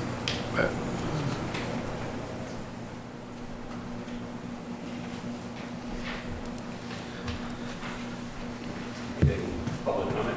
Yep. I'm Matt Zucker. Thank you, Matt. So first of all, thanks for accepting the recommendation. You got the letter from 30 of our neighbors. We're all in favor of reducing the speed limit. But to the point that Fritz just brought up, I guess it brings up the question now, what exactly happens? We have the speed limit changed.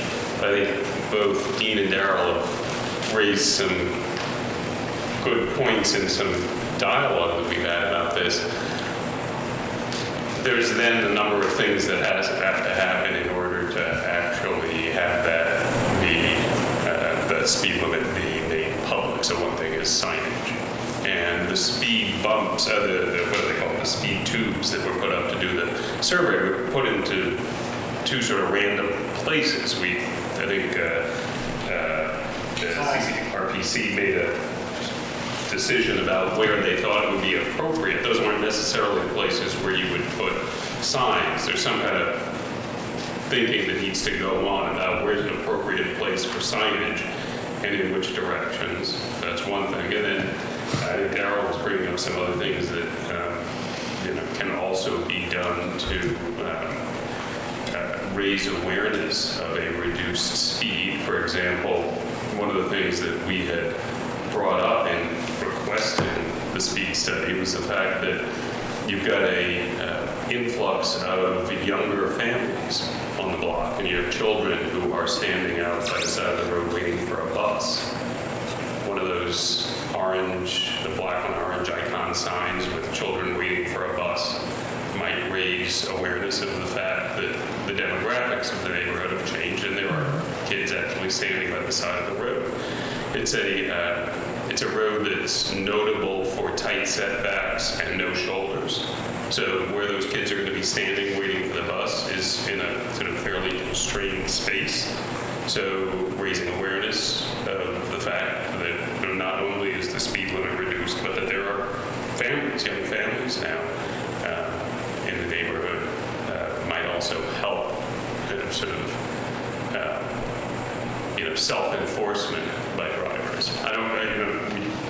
Carrie mentioned, you could have a police car there, or you could do a speed, one of the electronic speed monitoring signs. I don't know that we need to do anything like that until we sort of see what happens about how people are responding to the changed speed limit. But we need to, I think about my first point, how do you actually communicate to drivers on the road that the speed limit has been changed, and how do you decide where exactly it is that you want to change the speed limit?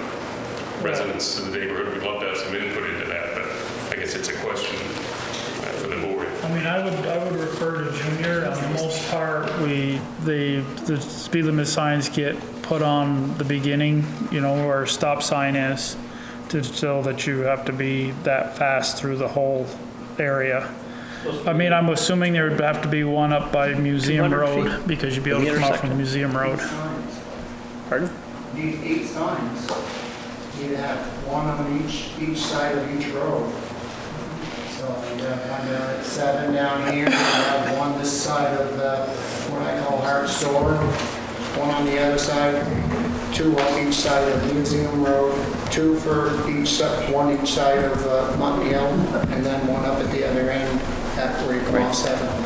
I just to be fair, I think the study was just from Heinsberg Road to North through That was with the study. Oh, Yeah. Yeah. so that would be 6 signs. 6. So what the way that rule works is it has to be within, I think, 200 feet of when you turn onto a road from any other public road. You have to be able to see what that road is posted at. So every time there's an intersection, it has to be posted either side of the intersection within 200 feet for that sign. And then at the very ends, where you turn onto it from 7 and Heinsberg Road, there would also have to be a sign. So that would be, like Junior said, 6 signs. And the placement is directed by the state rules, which allows the officer to write the ticket, and people can't say, well, it wasn't posted properly. No, code says it's here, that's where the sign is, that's done. Right, and that's why you need one on the end of Museum Road up at the top, because if somebody happens to come up Churchill Road and gets on Museum Road, they're gonna go by Mountain Hill at 50 because they didn't see a sign. Right. So any road that comes into that area, that doesn't have, that has an outlet, Yeah. has to have a sign. Where does the money come from for each sign? Out of Junior's budget or? Oh, Well, it's like more come out of theirs. I just was curious. I never. Now, And signs are fairly. Tubes for the study, it was somewhat arbitrarily placed just based on the fact that that seemed like, at the time, a good place to put the tubes, but I would not say arbitrary. I think Cy is a traffic engineer. I think he placed them where he. Yeah. But, you know, Junior raised the question of that stretch of the same road that goes down to Route 7. There's no significant difference when you've got a similar density of residences along that strip as well.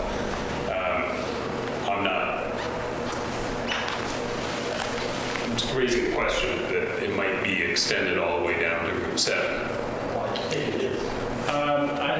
Down Route 7 at the north end, I think his recommendation did not include the south end. Okay. So I don't think it's part of the study, so. It was not part of the study. It would have to be in. Okay. We're putting in an application now to go there, to go all the way up Ferry Road, all the way up Churchill Road, and all the way over to Spear Street. Yeah. So that's, Oh, that all the way down Heinsberg Road to, correct me if I'm wrong, but that's what we were asking the state for, the Regional Planning Commission to do next. Yeah, so far the feedback I got, but it's up for future additional discussion, is to do one for the East Village and then one for Ferry Road.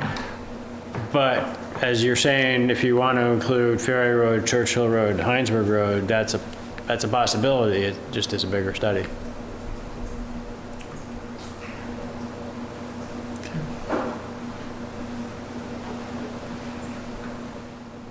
Peter? I think the question that Matt began with was, what's the process from here? And I think we have some information about that. It's a little bit fluid. It wasn't trying to locate where signs would be, but I think what we're after is the endorsement that you're about ready to approve. Yeah. There's no more discussion. All those in favor, indicate by saying aye. Aye. Aye. Opposed? Thank you. Well done. thank you. Yeah.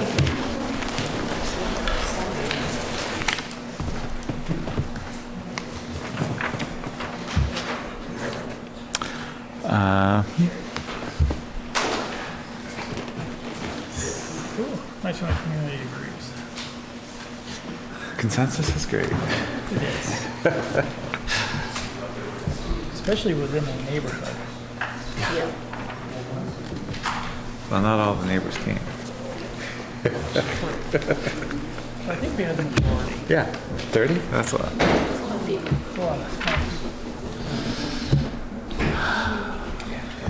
Okay. Remind me to make less time for items. Certain. Certain. I don't know, I thought wastewater would take longer. Is everyone here who wants to discuss the ash tree removal on Lake Road? Is Mark Dillenbeck planning on coming? I think it's just approved the payment, right? Yeah. Yeah. And Mary's, we got Mary's email. So let's take that one up. Sure. Thought I saw some. Oh, yes. Now we're gonna take it out of the repair fund.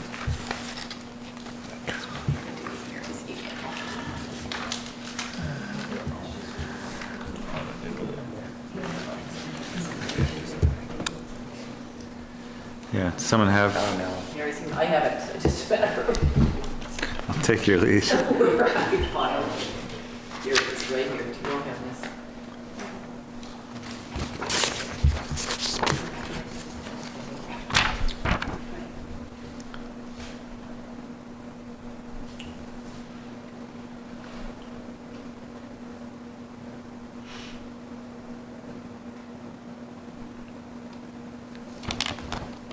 Mary made a suggestion to the select board, which was agreed by the independent auditor for the town, to book the $5,000 as an expense from the improve and repair fund for the previous fiscal year. And that's for the work completed up to the June 30th end of the fiscal year. Upon satisfactory completion, the remaining $5,000, which would be satisfactory when the tree warden deems that the work was done properly, the second $5,000 would come out of the improve and repair fund as well in this fiscal year. And would be independent of the $20,000 budgeted by the select board and approved by the town at town meeting. Second. Any discussion? All those in favor indicate by saying aye. Aye. Got 3 preemptive ayes. Opposed? Great.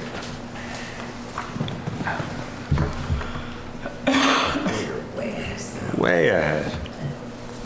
I would like to, if it's okay with everyone, I would just like to note a thank you to Mo Harvey for the ice cream, and whether we need to just simply have a motion to thank him and Patterson Fuel for all the ice cream that they provided for the grand opening of the playground. I'll make that motion. Okay, can it include La Villa for the Yes. ice cream stand and the Yes, trailer? sure. Two generous donations. Mo also scooped the majority of the time. This is for the playground opening. Little Rose got to try every flavor, because I let her. You could have every flavor, sure. Have 2 times. You Yeah, got that? Okay, good. awesome. It was a good That was a event. nice crowd, yes. Gerald?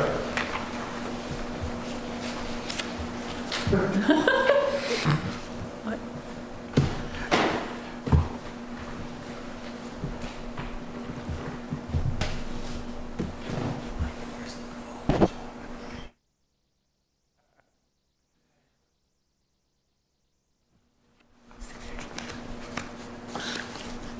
Thank you.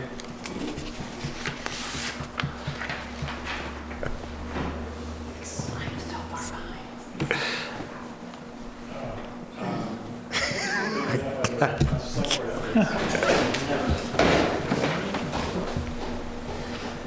We have 10 minutes till the next Do we want to get into the minutes? Or, Here, I have, this is the sign for getting off the ferry. I didn't, I'm so incompetent sometimes, I just marvel at myself. So what the sign would say, welcome to Charlotte, please drive slowly. You will be driving through residential areas with pedestrians, and I don't think it's bicyclers, Dean. Okay. What, I think it's bicyclists. I think it's bicyclists. That's dictionary.com. Okay. Yeah. But would that work for everybody?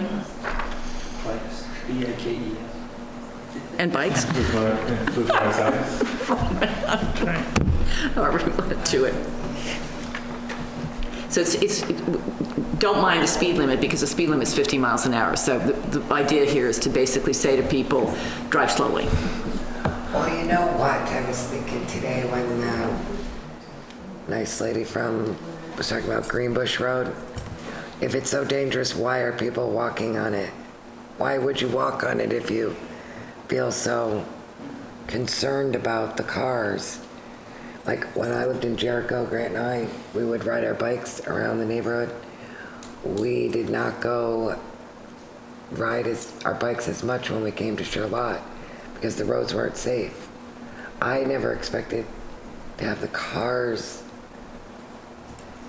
change for me because I wanted to ride our bike on the road. I get this part. I'm just changing the subject by saying if you are afraid of the road to walk on, then why are you walking on that road? I just don't know. I'm feeling that way.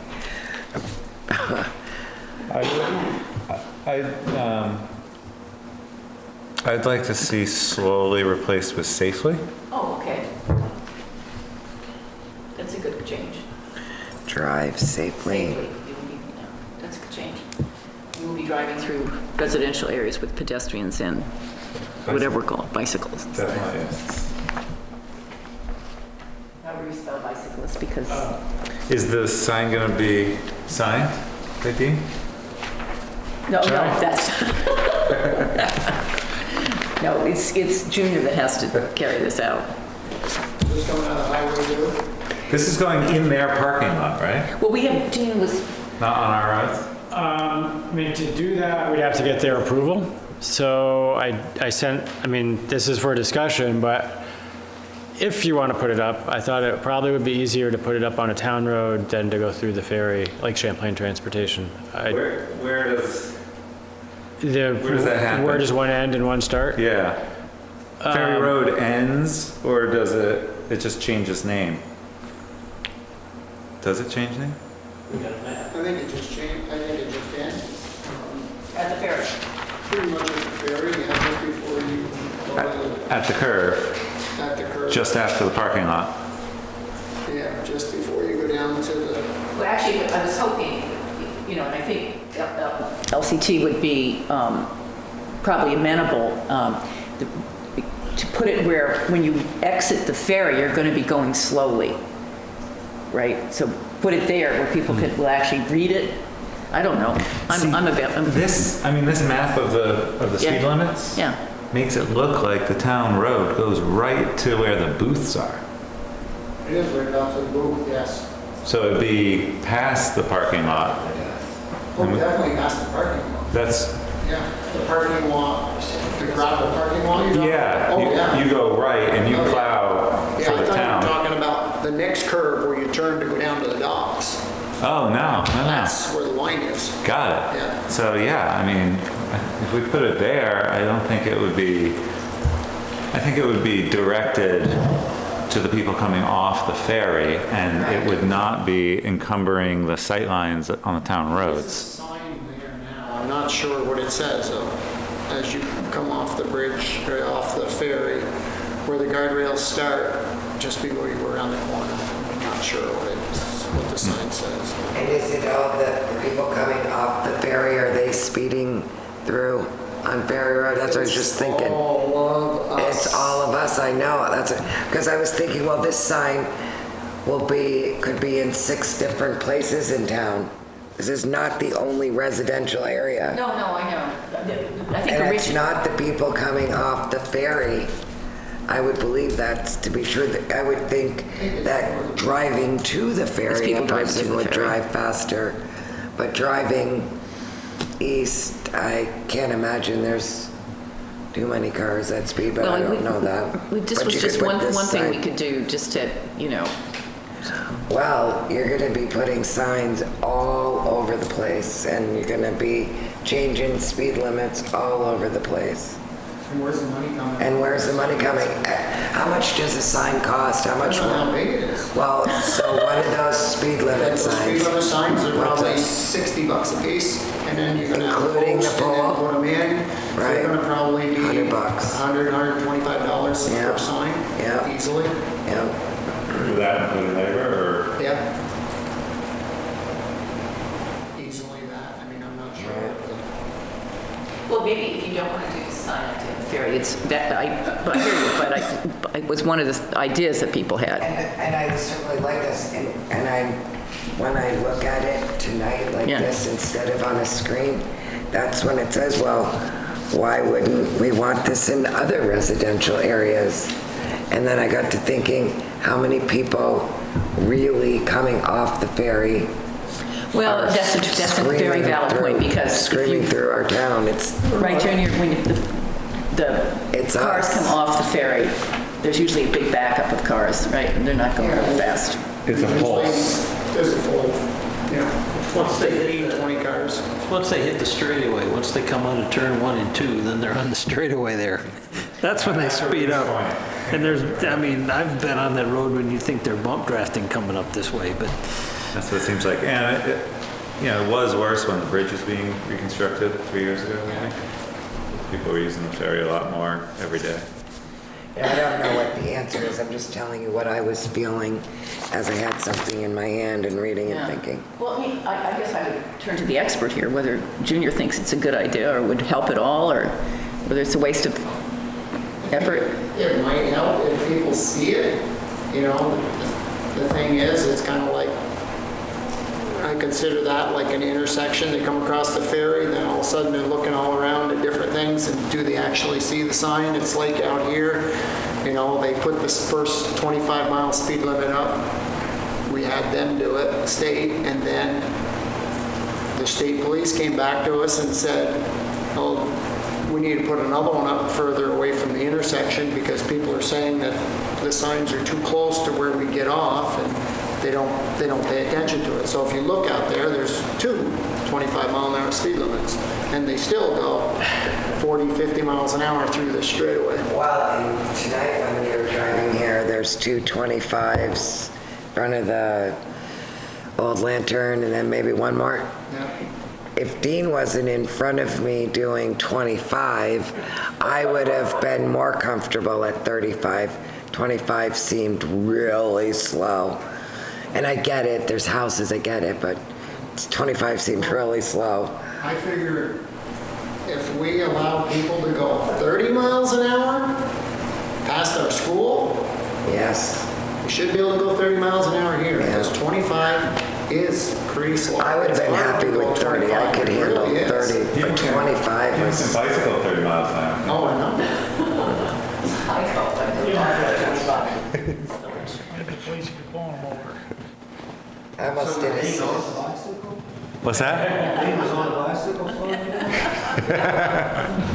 Well, we don't have to do the sign, I just. Well, I'm not saying that I don't want to do it, I'm just giving you my point of view, my thoughts. Well, we could do something temporary on a sandwich board.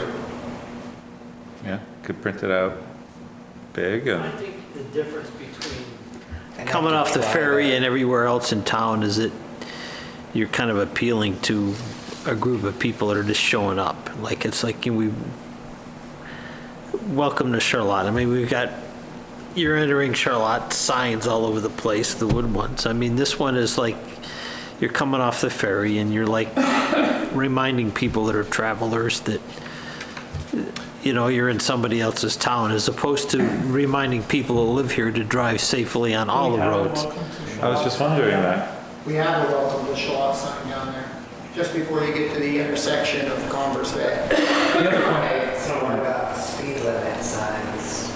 Maybe we don't need this. There's no speed limit sign there. but the other one that people, someone had, We didn't put a speed limit 50 there because of the corner, the real sharp hairpin corner at Wings Point. So it's after you round the corner at Wings Point, we put it.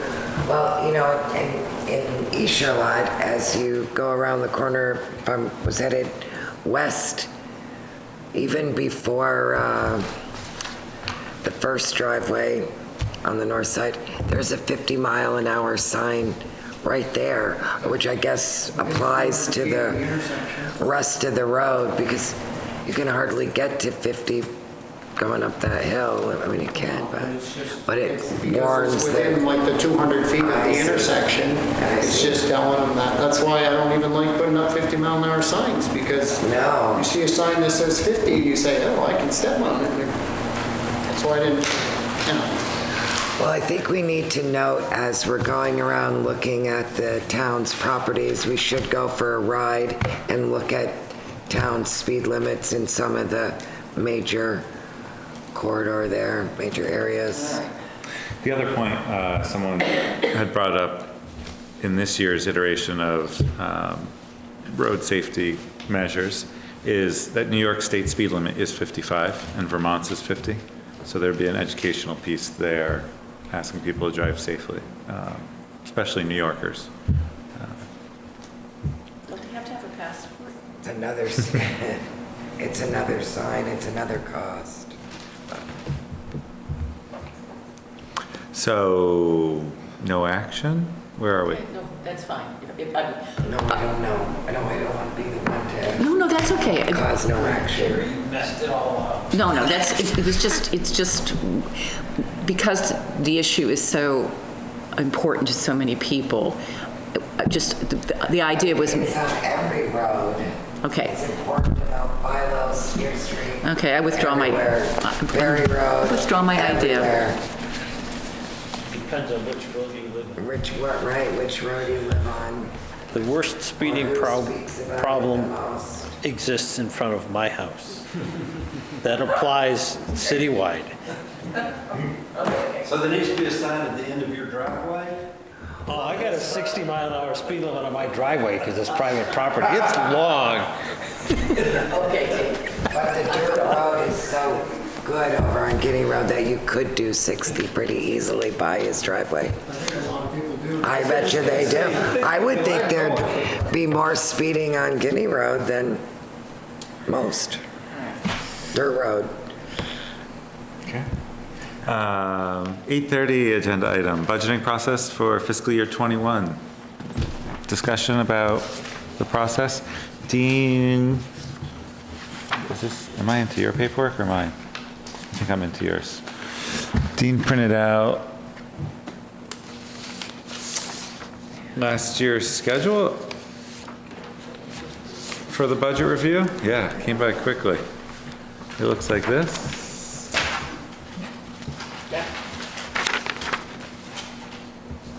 Yep.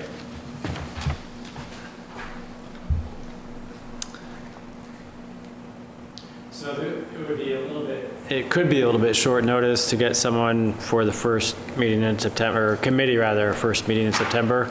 You know, normally they want to meet as a committee to come up with their proposed budget.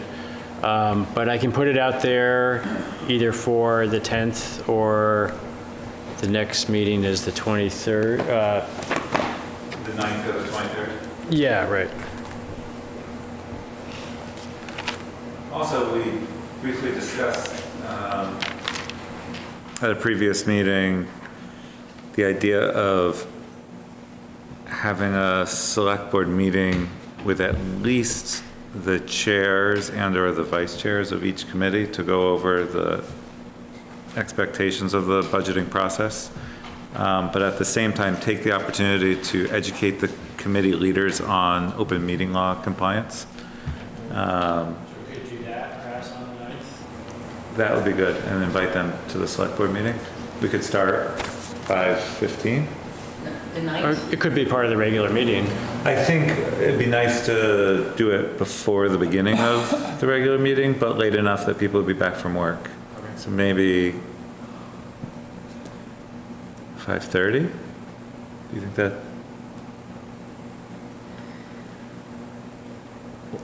Or 6? I mean, what I liked about the last 2 times we did it, it was almost just like a working group. Wasn't it separate the first time you did that? It was separate. It was a completely separate, yeah, which we could also do. That would give us a little more time.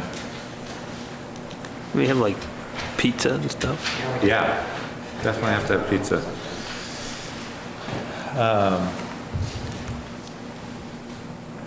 When would we,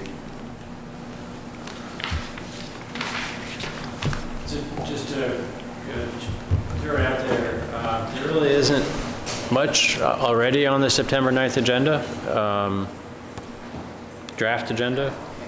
I mean, there are a few things, but right now there's not, it's not. Tonight that we've brought forward to this, Sorry? is there anything that we've continued? Wastewater was one. But these dates are not, right? Now I'm confused. these are last year's. Last year's dates, Yeah. thank God. I'm easily confused, you know? But they're only off by a day. Right, this one's the ninth. 9th, 23rd. All right, because I'm gone from the 25th through This one is the October 10th. 7th. November 25th through the 10th, so that would just be one select board meeting. I hope I don't, well, I don't This really is- want to miss This ends any. up being the 14th, the October 8th. The meetings. Oh, no. Yeah, you wouldn't miss one. 2nd and 4th. Yeah. So October 14th would be Yeah. the first October meeting. Right. Yeah, Yeah. okay, good. Right, it's either the 14th or the 28th. Oh, you know what you should put on the agenda? The parade as a town event. And November 11th. Will you be ready by Oh, sure. the 9th or the 23rd? I don't. Let's do the 9th. For what? For the tractor parade to become a town event. So I think you need to have a committee. That's And one the of the requirements. paperwork. Yep. Rinse and repeat. Well, do we want to have a separate meeting on the 16th for the committees? Is that a Monday? Yep. Yep. Mondays are good. There's no wastewater meeting, right? I just show up on Mondays. There's got to be something going on. Yeah, schedule some. I don't want to be here with nobody else. Do you hear you joining us? You're gonna do just open it up for anybody, right? Anybody on the committee? Anyone on the committees, yeah, the more the merrier. But I'd hope at least one of the leadership, as far as the open meeting discussion and the requirements. Discussion, when you look at the lack of things that are supposed to be there, it's like, there really should be some input and not just a quick meeting kind of thing. Yeah, it should. So let's plan for Monday, September 16th. 6 or 7. 6:30? We're going to start at 6 anyways. Yes, well, this would be in between our 2 meetings. Yeah. 6. I'm 6? still fine with 6. 6, yeah. 6 o'clock? 6 to 8? Sure. 6 to 7:30? 7:30? With pizza? And people could send you back a tentative RSVP just to get it. 2 pizzas, 10 pizzas. Okay. I don't mind taking home a couple slices. Feed the hungry animals.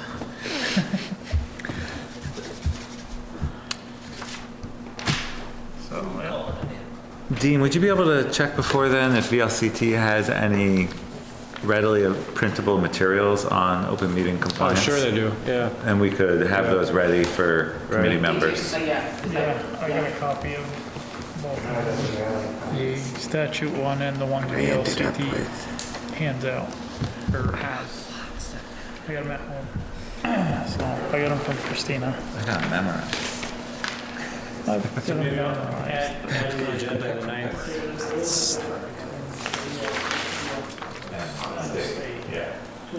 Clarification. What? So we could take my other vote. Sort of a planning meeting for that, for the subsequent meeting, a plan, to plan, just to finalize the plans for the 16th? Yeah, is there anything? Yeah.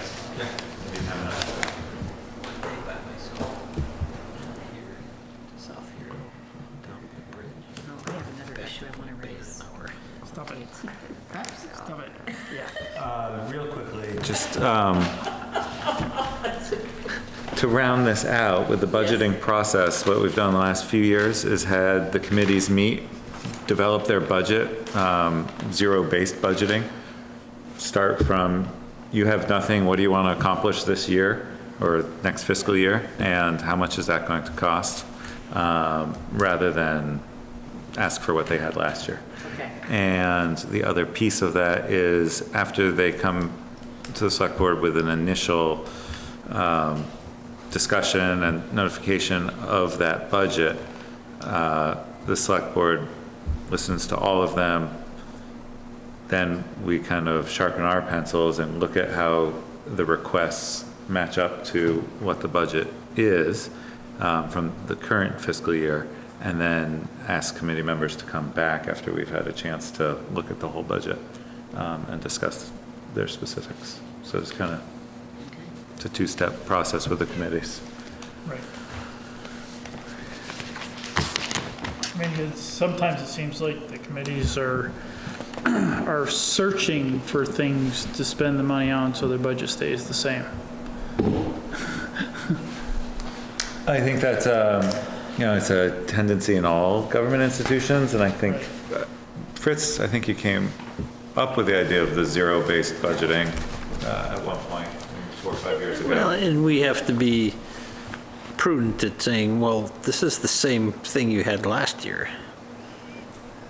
And it's like, why didn't you? Why is it still here? Why didn't you do it last year if this was in your budget last year? Right.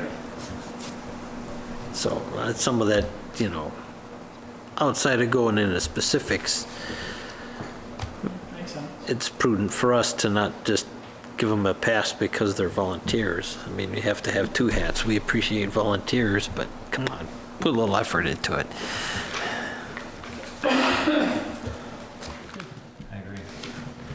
Junior, will you be there at our meeting? At that meeting? Junior should be. Yeah, I was just gonna ask that.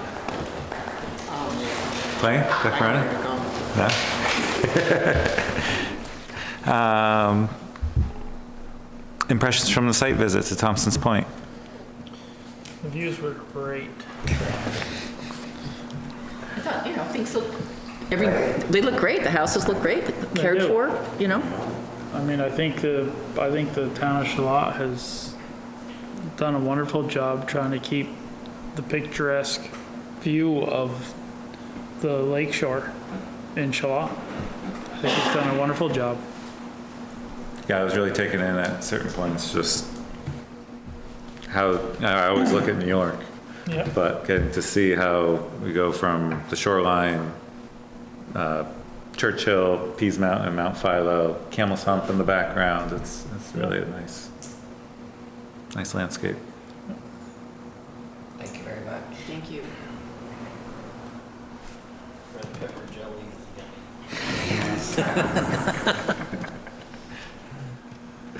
But it really is an important, we will use that for a long time, that site visit, having that in our sites. Dean had never been out on the water to see that. He's talked to probably several of those people, and I think we'll use all of our site visits over time. Sure.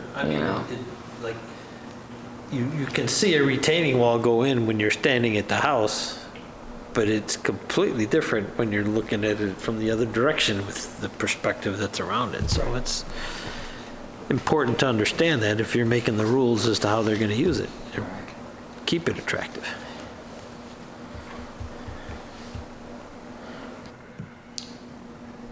For the next one, there might be some issues that would be worth visiting Thompson's Point on the land side in terms of the mowing versus brush hogging. Some of it's been mowed, some of it has been left, and the lessee, the agricultural lessee has indicated he's going to be mowing some more, but I'm not sure he's going to be mowing everything. So. Is that important? It is. Is that something, have we scheduled for the next meeting? No. Site visit? No. Do people want to do that site visit next? Use Thompson's Point on the land side? Yeah. Sure. Especially, the town lands that we contract out. Go for a walk. That's an important chunk of our budget. Yeah, definitely creates a lot So of we revenue. really should have somebody like Junior or somebody that is familiar with that area all these years. Because I know some of it's grown in, some of, we gotta have a little history on it. What the field they used to call a pole field, they moved the poles out of it now, right at the corner of Deer Point and Thompson's Point Road, that field right there, there's like 20 or 30 feet that's not mowed, all the way around it. It's growing up the brush and stuff, and I don't know whose job it is to mow it, but it should be at least brush hog once a year. Would you be willing to join us on that site visit? Sure. That'd be great. So like 5:15, is that enough time? Or 5 o'clock? I don't think we need a ton of time. What's that? What time for a site visit to the town lands on Thompson Point? On the most part, I can't get anywhere until 5. Okay. So 5:15? Yeah, I don't know what my time frame is right yet. I'll know after this week. Okay. So that gives you about half an hour, 35 minutes. It'll take a few hot laps and Yeah. And we won't be far, right? If it's 5:30. No, that's fine. 5:15? Yeah. Yeah, pencil it in. That's September 9th. Yep. You want to say meet at the corner of Deer Point and Thompson's Point Road? Go down, take a right. Oh, yeah, at the, there's like a wood line there? Yeah. Park on Deer Point? Yeah. Okay. That's where everybody parks when they walk around the loop. Yeah. All campsites. Talk about signs. And he doesn't even like signs. Those are private, right? Yeah. Yeah. Can't do much about those.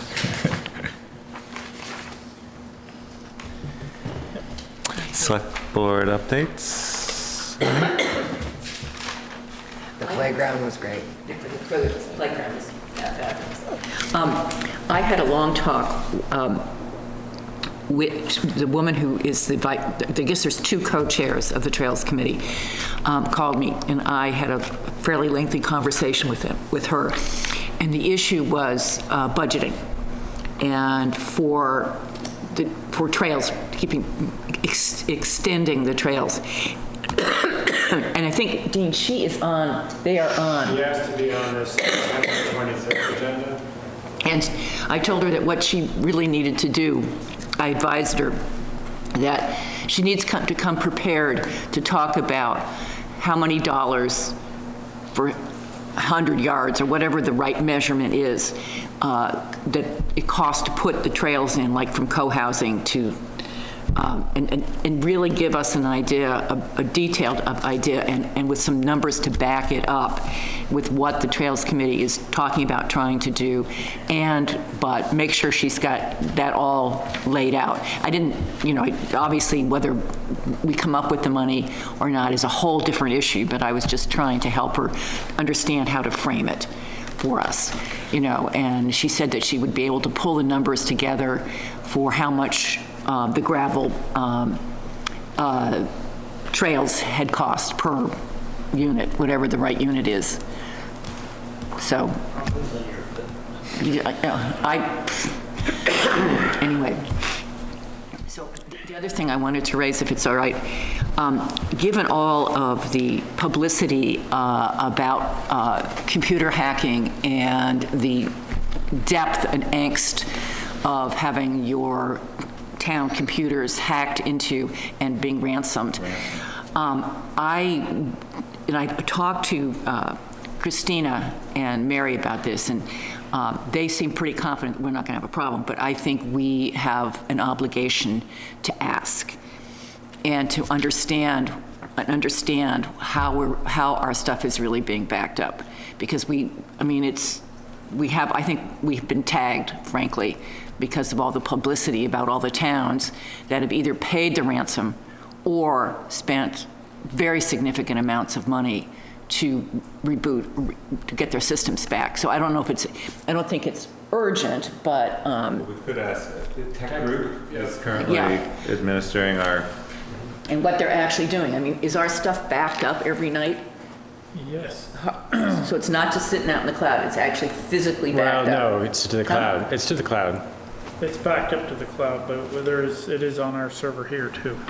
Well, that's the key. The key is, are you actually doing a physical backup that you then put in the vault? But the question is, how does that resolve the ransom situation? Well, if you don't need the information because you have it. You have it, and you're all set. Then you can ignore it. You'd have to think, though, like City of Atlanta would have backed up their... One would think.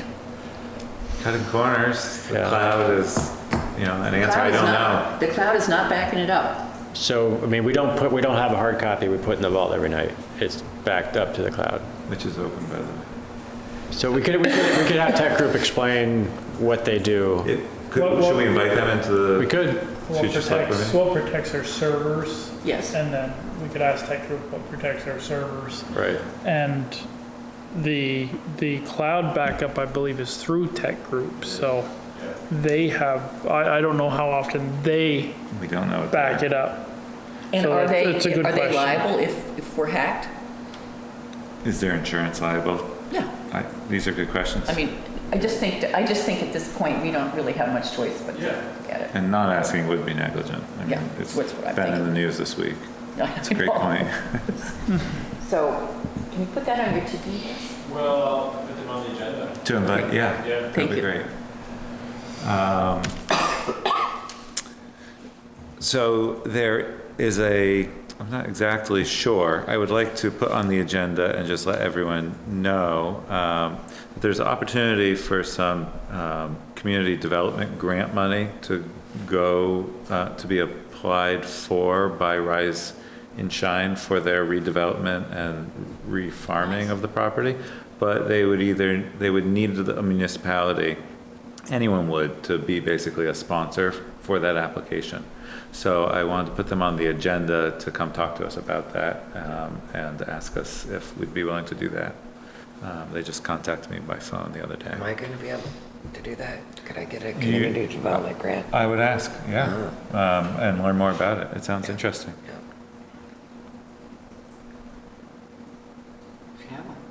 We'll see. We'll do it together, Frank. Any other updates? I kind of. Department hasn't quite bought their ambulance yet. All the bids came in too high, and it was like, okay, sharpen the pencils. And October 5th, gonna burn down the Waldorf School. Bring your hot dogs and marshmallows. Where? On railroad tracks? Yeah. Really? That's the plan. October 5th. And protect the solar panels? Are those close or not really? Yeah, I know. Yes. Yes, protect them? I would assume that. Wow. What was the day? October 5th.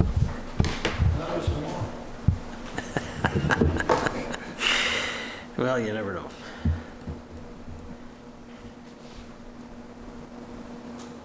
And to the best of my knowledge, we're still on tap to start the library edition October 1st. Everything is proceeding as planned. There hasn't been too many hiccups yet.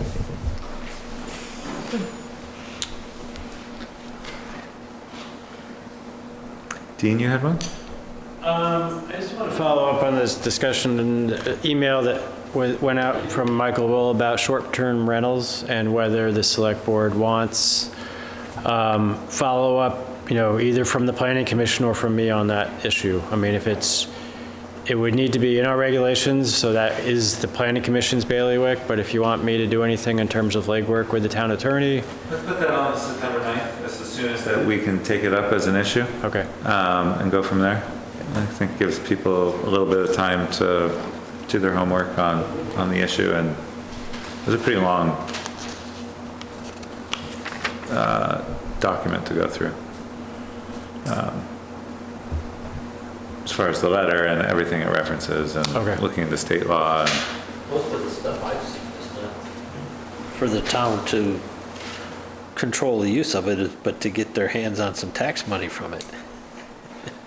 That seems to be the dominating factor in any regulation is like, yeah, okay, noise, that's fine, but we want money from your rentals. I think part of it was, there were a couple of issues. I think the other part was the rental housing codes. I think somebody was discussing at one point to see if that would fall underneath having things upgraded to the rental housing codes if necessary. We don't have a rental housing code. No, but the state does, and that's what our health officer looks at.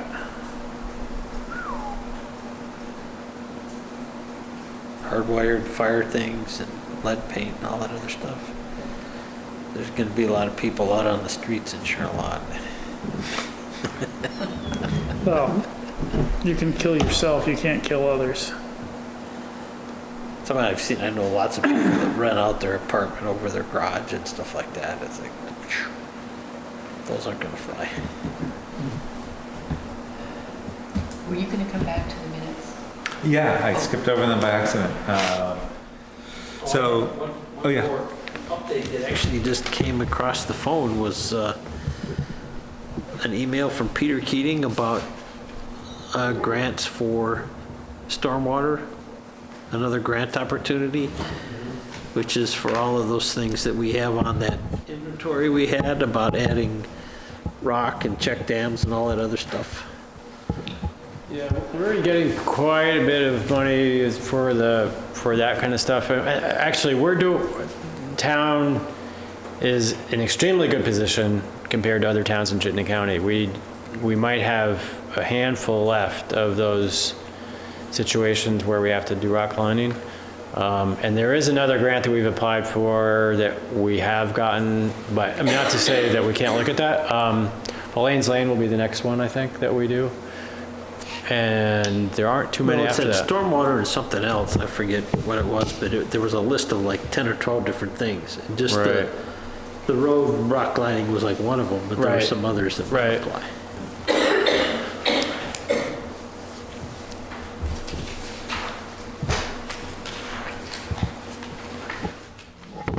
Move on to minutes of, make a motion to approve the minutes of August 12th, 2019 as amended. Seconded. Louise? Yes, I have two important points on the wedding issue. One is, I think the minutes need to, either in the motion, that this is a one-time, one only. Where are you? Well, it could, there are a number of possibilities where it could go. Dean, it could go. The wedding? That it's just, this is a one-time approval. We're not. So in the motion? Yeah, I would put in the motion that we've agreed for this particular, but this is a one-time. Okay, I'll put it at the end of the sentence after the day, September 8th. This is one time. Sure. One-time event. And the other thing is we agreed that we would task the rec commission with, and this is very important in my opinion, coming up with policies for the use of the beach with regard to weddings. I guess all events, but yeah. All events, right. That's what they're supposed to be doing. Do you want me to communicate that to the rec commission and director? Sure. Okay. I think they're aware of it, but I'll remind. Parking, noise, lights, The whole, time of day. yep, time of day. And I think what was, Service, bar And is service, this going security, to be a job park. for the rec commission or the director? well, I would think, because my kind of way I'd look at the world on this is that the rec commission should be the policy makers, right? And the director is the implementer For the town. for the town. Well, the rec commission should be recommending the policy to the select board. Sure, that, I'm fine with that. Yeah, Frank. absolutely. Right. I'm fine with that. But, so I took a stab at this, which we could talk about next time. And I'm also looking at the job description for the director. There might be some tweaks in there that need to go, but Yeah, I've got to get on that too. this is just a draft, but the concept here is this is what they would be doing. Just a stab.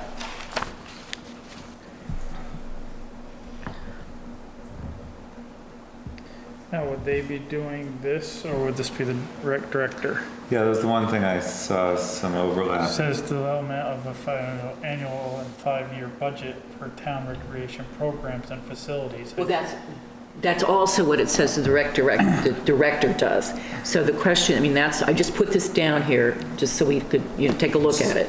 Right. I mean, the programs most of the programs are run by the director. Yes. So, I don't know whether there would be a split budget or whether it would be a combined budget. I mean, I think that's something we have to look at. Yeah, well, that's why it's here. It's just to raise the question, yeah. Springboard. Yep, no, that's fine. Just a simple. Excuse me.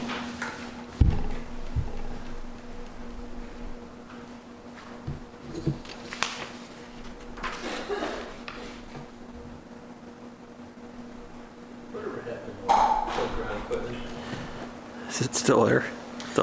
Most of it is on Root Road, next to the I-beams where the extra sand is left out for people temporarily. So can we put that on the September 9th agenda? That'll give me enough time to have VLCT come down and assess it. The rest, I'm gonna ask you for help with the trailer some days. Yeah. It's about 4 big pieces, 2 people. Yeah. And I'll bring a sledgehammer to get the concrete off the plastic slide. Be much easier to maneuver. I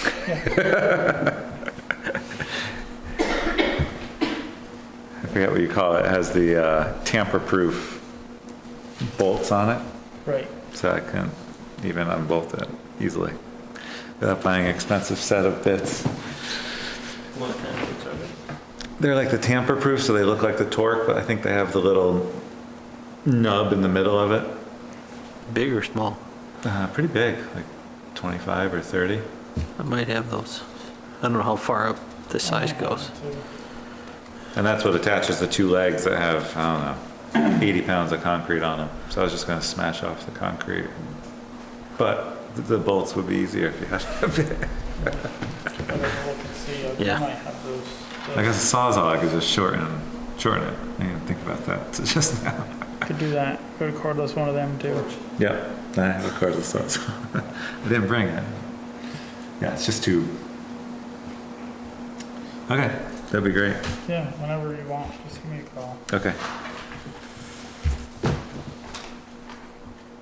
And if you got a trailer that'll haul it and you just need somebody to lift it up, I could bring the tractor down onto your trailer. Yeah. Done. Just say the word and it'll be your front yard, Matt. No, temporarily. Very temporarily. I don't know. Junior probably like his front yard better than Root Road.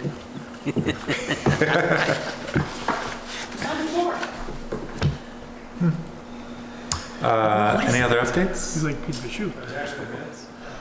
We're still in the minutes? Yes. Thank you. Our motion was for the minutes. Anything else? All those in favor? As amended. As amended? Aye. Aye? Opposed? Any other updates? This threw me off. Oh, sorry. We can do it Yeah. next time. And by then I will have kind of played with the director's thing. See, when I went down for the beach, ribbon cutting, I knew that I heard that there was supposed to be like ribbon cutting. So I didn't let the kids go on the playground right away when we got there, but shortly thereafter because it wasn't going to be. I didn't They had a say great anything, time. So it's pretty embarrassing. What? I said I even sang, even though I'm tone deaf. So also for September 19th, if we, maybe 20 minutes for discussing, put that, Recreation Commission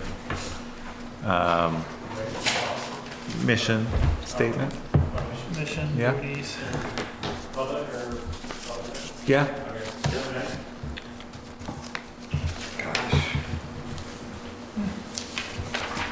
Motion to adjourn, are we there yet? Yeah, with signing warrants. Rush you. Second? You just did. Oh, all those in favor? Aye. Aye. Opposed? Nice.